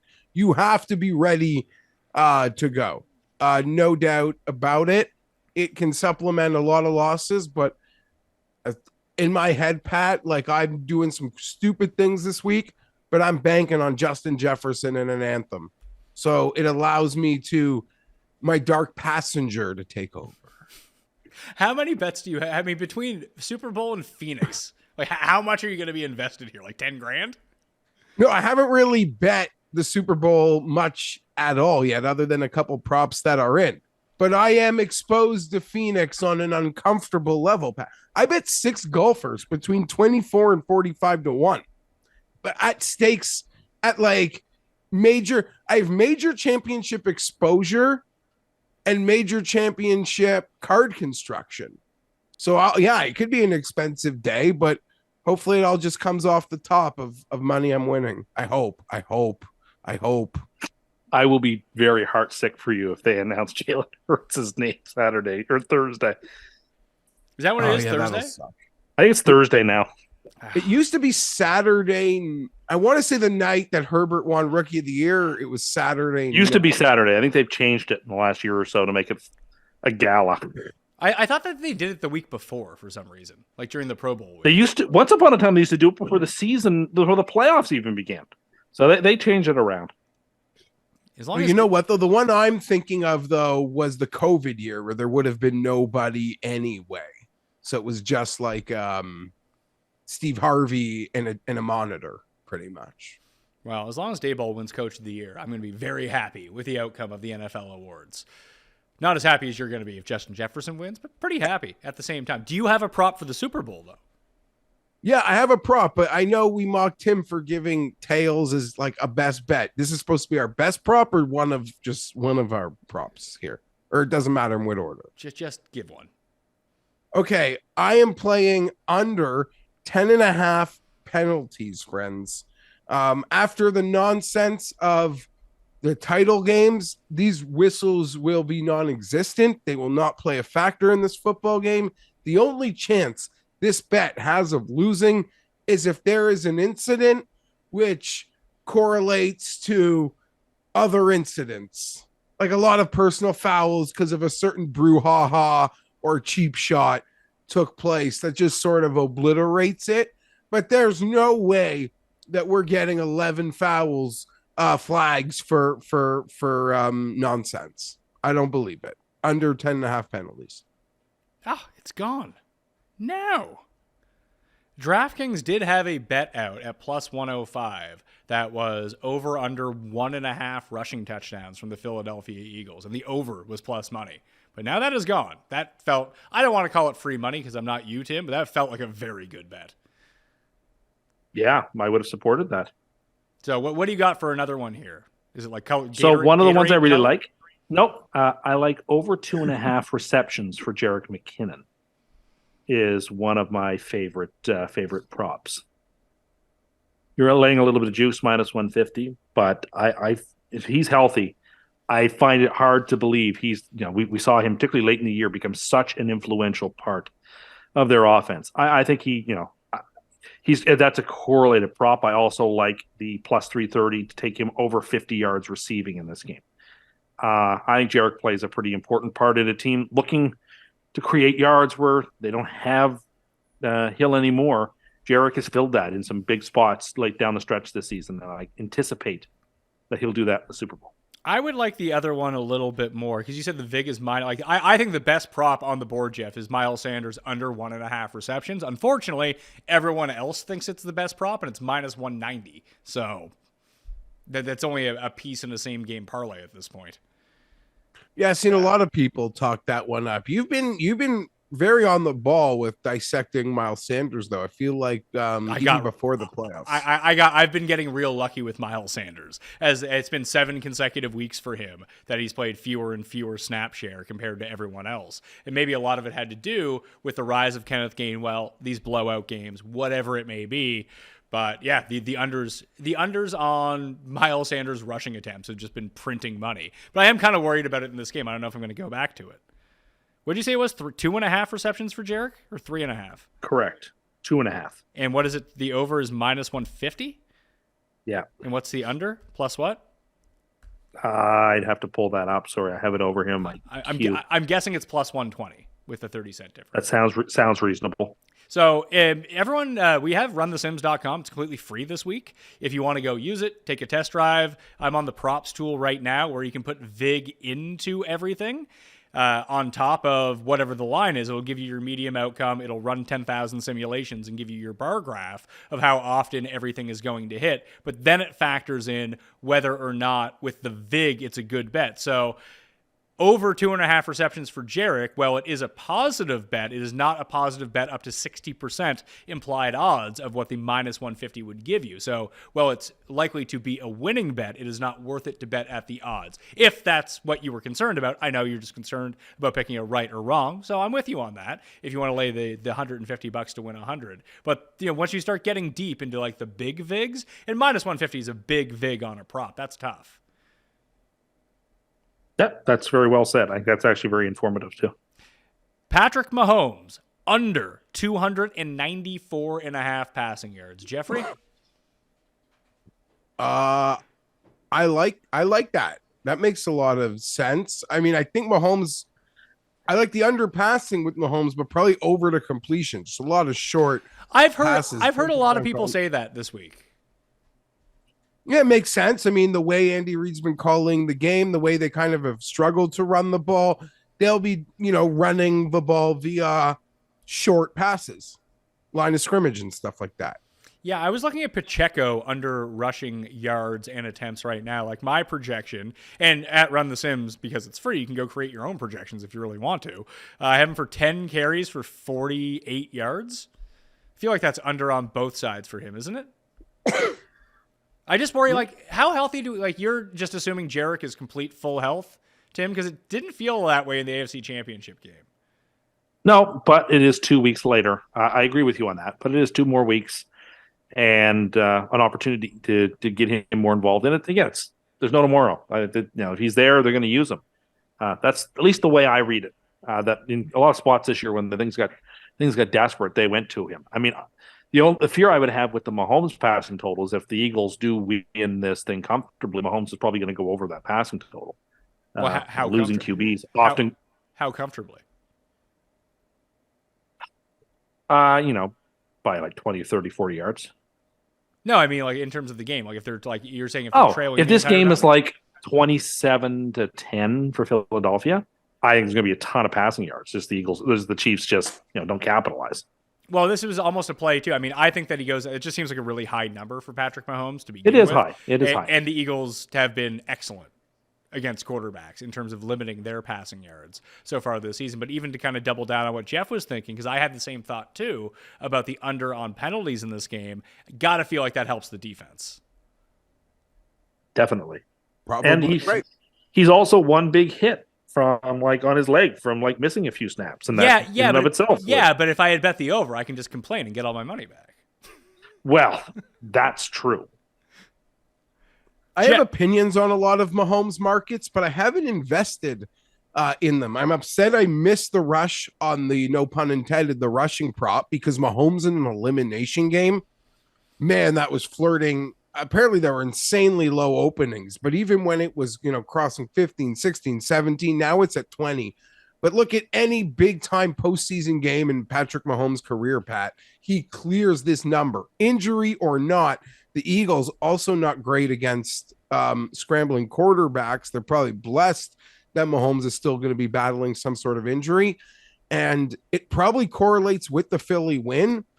Mahomes to throw an interception minus 110. They never lose without, there's no way they lose without him turning the ball over. I think that maybe betting both players for an interception in this game is a pretty good look. Like Kansas City turns everyone over. I agree. I actually think that it's likelier than not that both quarterbacks will have at least one interception. Mahomes gets careless with the ball. People seem to think that he does get careless at times. These things happen. Oh, for sure. It's he funny. Tries to do too much. Well, it's funny. I mean, you can say that he tries to do too much, but when you look at almost all of the quarterbacks that we consider to be truly elite, they all kind of have turnover problems. Of course they do. Other than Brady, really, who never really had any turnover problems. No, and Rodgers, absolutely. The last 2 years during the MVP season, he was so efficient with the ball. But the new age, the Mahomes, Mahomes, Josh Allen throws a pick every other pass. It seems Joe Burrow throws a ton of picks too. Yeah, sure he does. You know what Mahomes, and you could say it's a coincidence, or maybe they're just in my memory, and I think it's more methodical than bad luck. The amount of it's third and long, and I'm going to throw a deep pass that essentially works out to EV equal, even plus EV on a punt on the interception.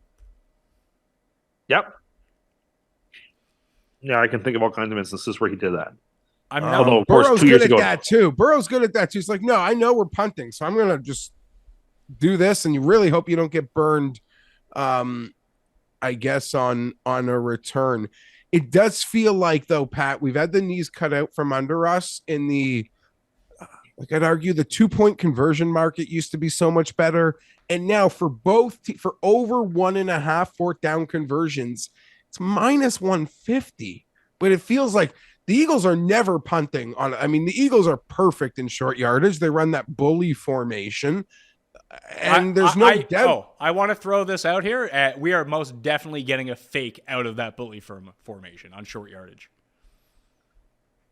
Like an end around or over the top, like a tight end, just someone's running free. Yeah, they did it, I think, against the Giants one of the weeks. And they ended up pitching it outside. I think it was to Kenneth Gainwell. And it ended up working out. But I think that we might end up seeing someone streak down the field for this, and someone is wide open. Good, because that's one of my prompts. Over the longest touchdown, over 55 yards, is plus 250 in the game. That's long.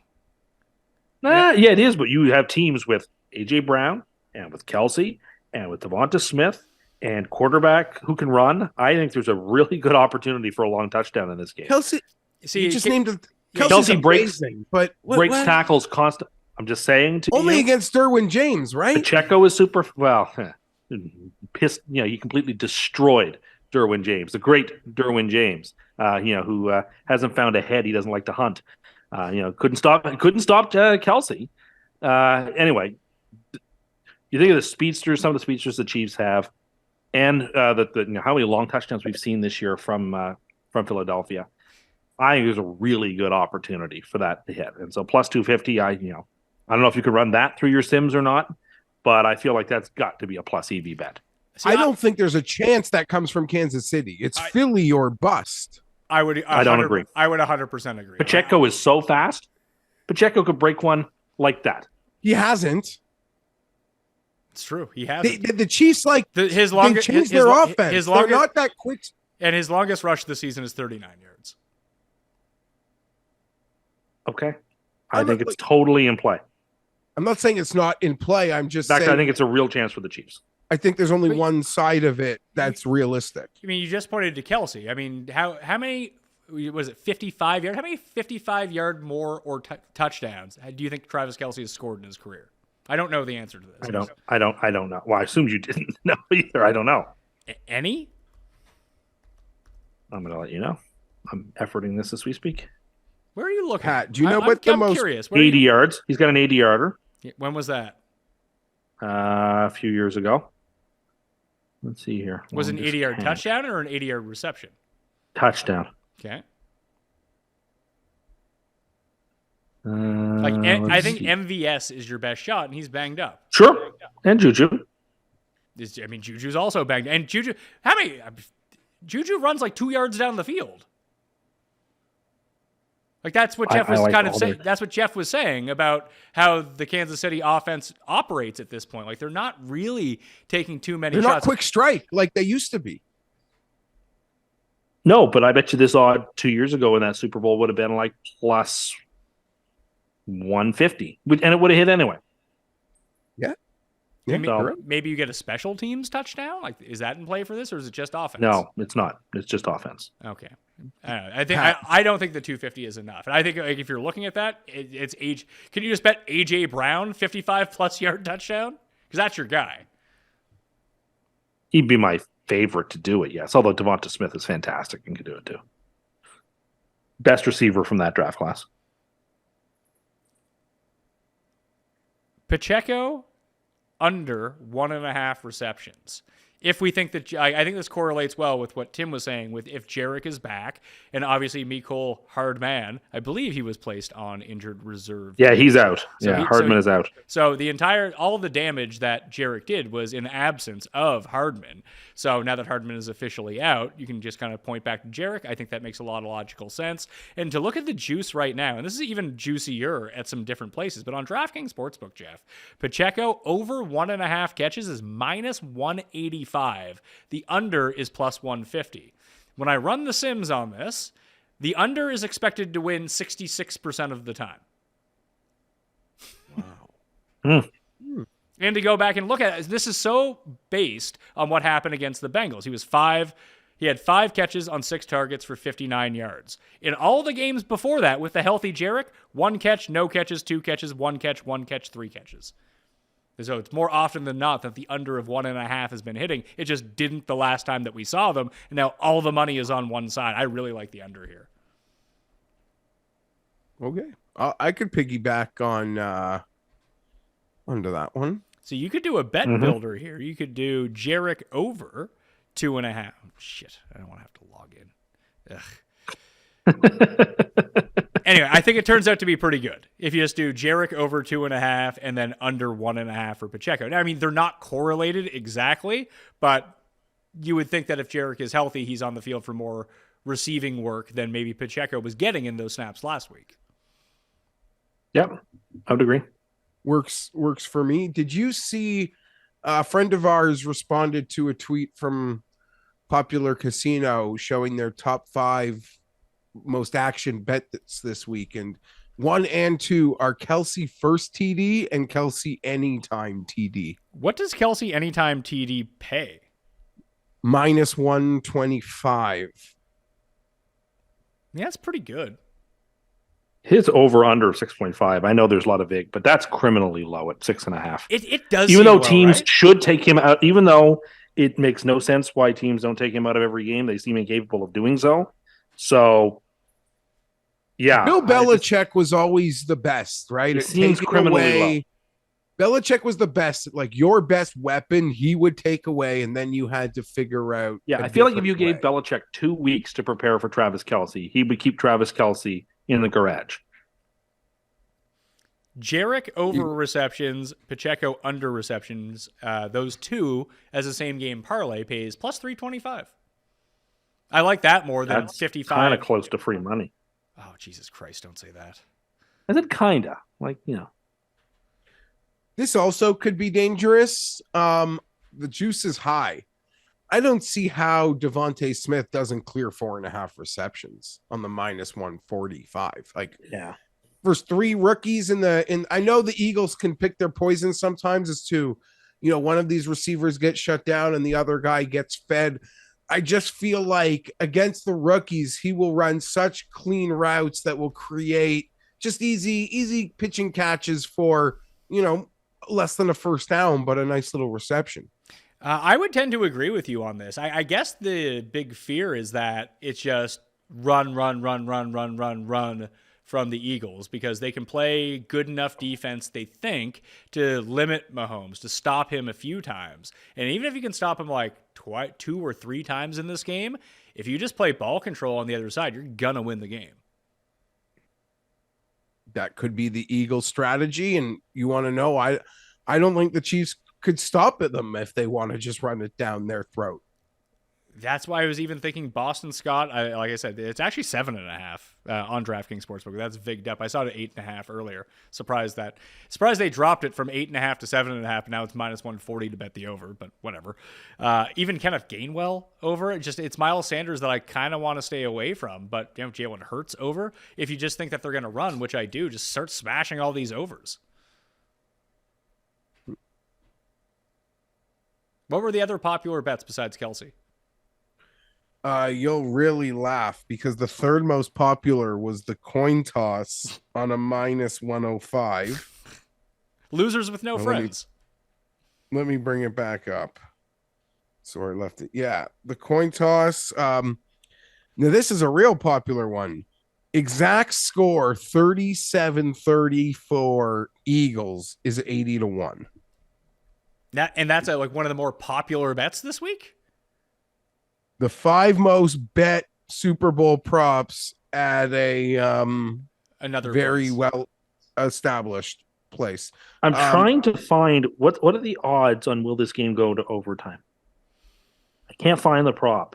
And Miles Sanders over rushing yards was the 5th. Because I want to parlay a doubleheader. I want to parlay Phoenix overtime and the Super Bowl overtime together.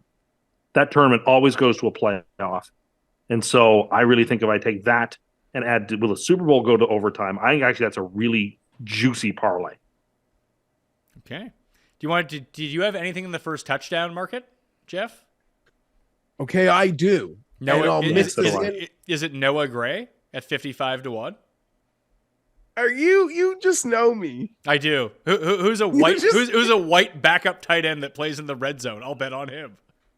Okay, but if you ask me, like, if we literally had to break this down to give our favorites, the prop I haven't really given yet is Noah Gray over 11.5 yards receiving because they find a way. They find a way. I have been exposed as a Charger fan. Not only does Kelsey tear my heart out, but when you think you got Kelsey covered, they'll throw all over the place to the backup tight ends at the line of scrimmage, deep down the field. They take advantage of how exposed you make yourself on defense to the other tight end. There aren't really randoms to me, Pat, in the back to first touchdown. The Eagles, they don't really deviate. Like, I don't see a big number or a random available for us. The best one is the best one that they have is Boston Scott at 25 to 1. Yeah. Okay, yeah, you're probably right. And you're playing the 3-headed monster of running back, or even Jalen pulling it himself and taking it. They don't do random. The Chiefs if it's not Kelsey, there's a real good chance it can get weird. Noah Gray could even take a handoff. They don't like running Mahomes now with the ankle. It won't help the receiving yards. Kelsey could even take a handoff. I saw someone talking it up that one of them gets a handoff. It was like +3 to 1. I don't think that's crazy. It's not a bet I'm making. But yeah, you know me well enough to know I am invested in the Noah Gray markets. I also like, for the safer side, I'll probably do a little Dallas Goddard. Oh, yeah, because I can't talk you into Jack Stoll at 75 to 1. Okay, yeah, that's the one I was gonna ask. Like, just give me the backup tight end on the Eagles, maybe to leak off like a run fake, and he's wide open. Oh, the group hug would be amazing. David, do you think Mahomes is going to be healthy? Healthier than he was 2 weeks ago, yes. Healthy? No, I don't. 22 to 1 first touchdown? I don't hate that. I don't hate that. I bet it in his first Super Bowl, the one they won. He scored, and he scored it. And he scored it. That was great. It was almost like 18 or 20. I'm not doing it. He's not right. I guess the play could break down. I don't know. Betting him last touchdown would be far more attractive than first touchdown. Mahomes? Yeah, because then he's rolling out, the game is on the line, and he gets the corner. We've seen him do that before.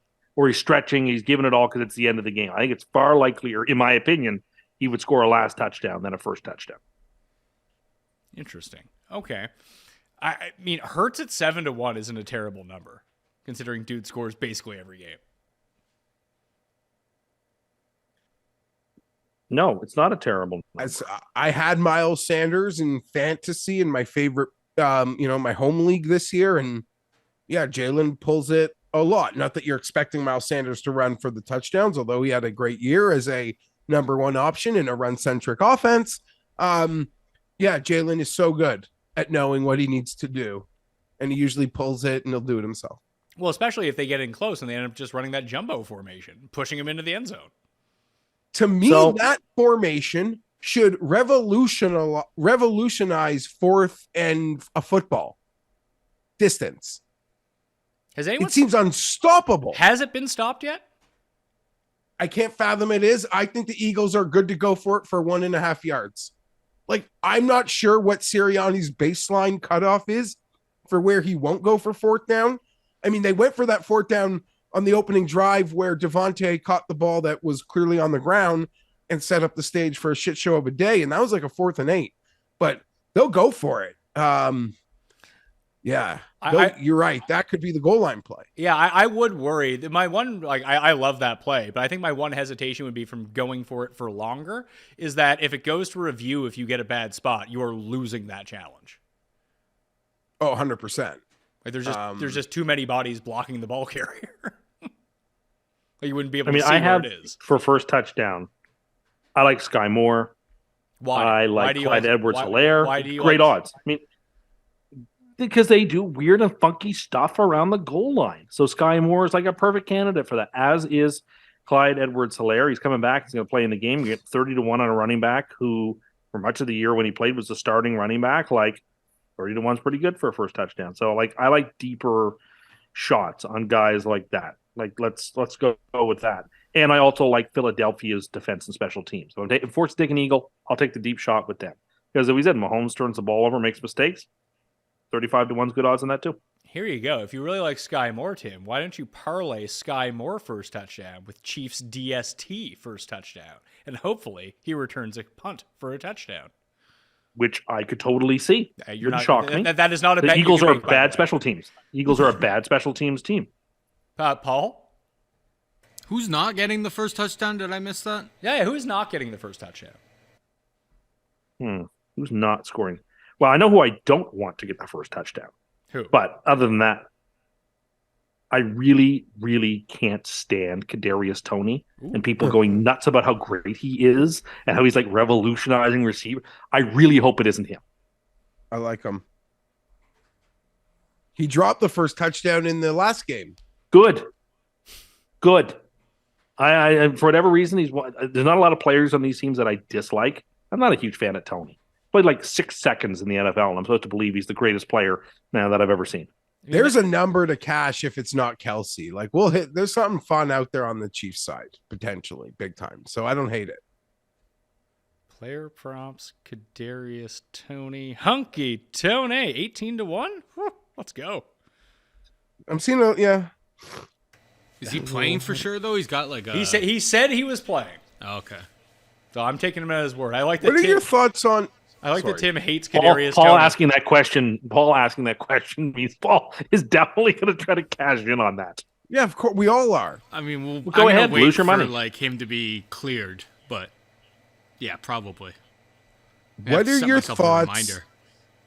You've given an opinion on Scott and you've given us some Miles Sanders takes.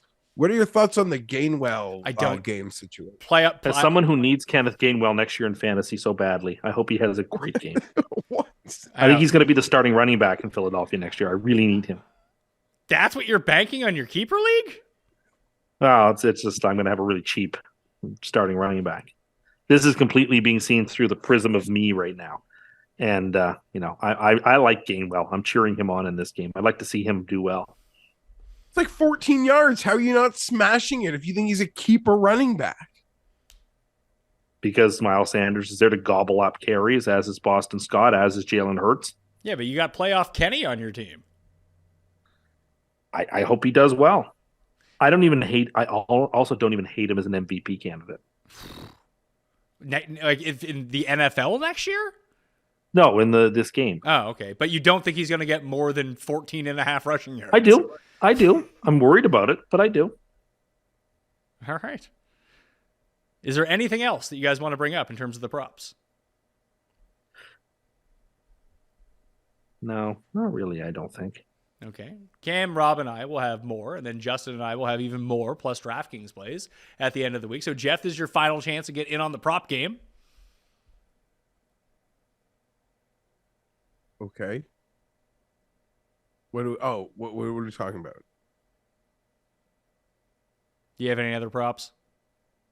Oh, I thought there was like a contest or something I was supposed to comment on. No, I've given what I got. All right. Well, this is not The Last of Us, although we don't appear on Sunday evenings anymore, but we will be appearing on Tuesday evenings, I think, because we'll have to do our AFC wrap-up, NFC wrap-up once again down in the description. Give us some fun topics, sports topics, hopefully, that we can really go in on for the year. I'm trying to work out this similar deal with Cam and Rob. Tim Cust. Tim Cust. That's not my name. For shows like this throughout the course of the year. Maybe, in 2 weeks' time, we'll do our 3 favorite future bets or something like that, because I think the people want to hear us jaw back and forth. Maybe not for 2 hours every week, but like an hour every week. The Mayo media experience must continue. Stop it. You heard that, did you? Stop it. Oh, God. It'll be it was one of the iterations. No, that was never one of the iterations. It's true. It was never one of the iterations. That's a melange of various things that exist. The Mayo Media Hour. Oh. Yeah, that too is a melange of things that existed at one time. Well, thank you. Very loud in the intro. That is true. I do want to thank everyone for tuning in this year. It was the most successful, most watched, and most downloaded NFL picture we've ever had. So that's fantastic. Oh, I had a lot of fun, folks. It was a pleasure to ride the lightning of 18 regular season weeks in the playoffs with you all. And if you got a few laughs and if you won a few bucks, then it was all worth it. Thank you for coming out. We appreciate it. Like, it's fun. You got to see what I hope was an entertaining year, from the off season and my excitement through the early season and that insanity that was the Charger season, for them to be standing right where they needed to be, only to epically die and pretty much kill my love. Congratulations. It was all here for you. And you got to ride with Tim every Sunday evening on the emotional roller coaster of the Jets. Yeah, that was awesome. Bye-bye. Oh, yeah, that was I don't know how fun that was. I enjoy it with watching it from other people. I didn't really enjoy living it for you guys to enjoy it via me, but it's part of the game. We sign up for it. Absolutely. So you can follow Geoff on Twitter, Fienberg17, Tim at Tim Anderson 87, me at the PME. If you haven't left that rating and review, 5 stars on Apple Podcasts or Spotify, please go do that. Leave whatever it was I said, a topic down in the description. And listen, we're not going anywhere. We'll probably even talk to you next week. All right. So until then, I'm Pat Mayo. We'll see you next time. Mayo Experience! Experience!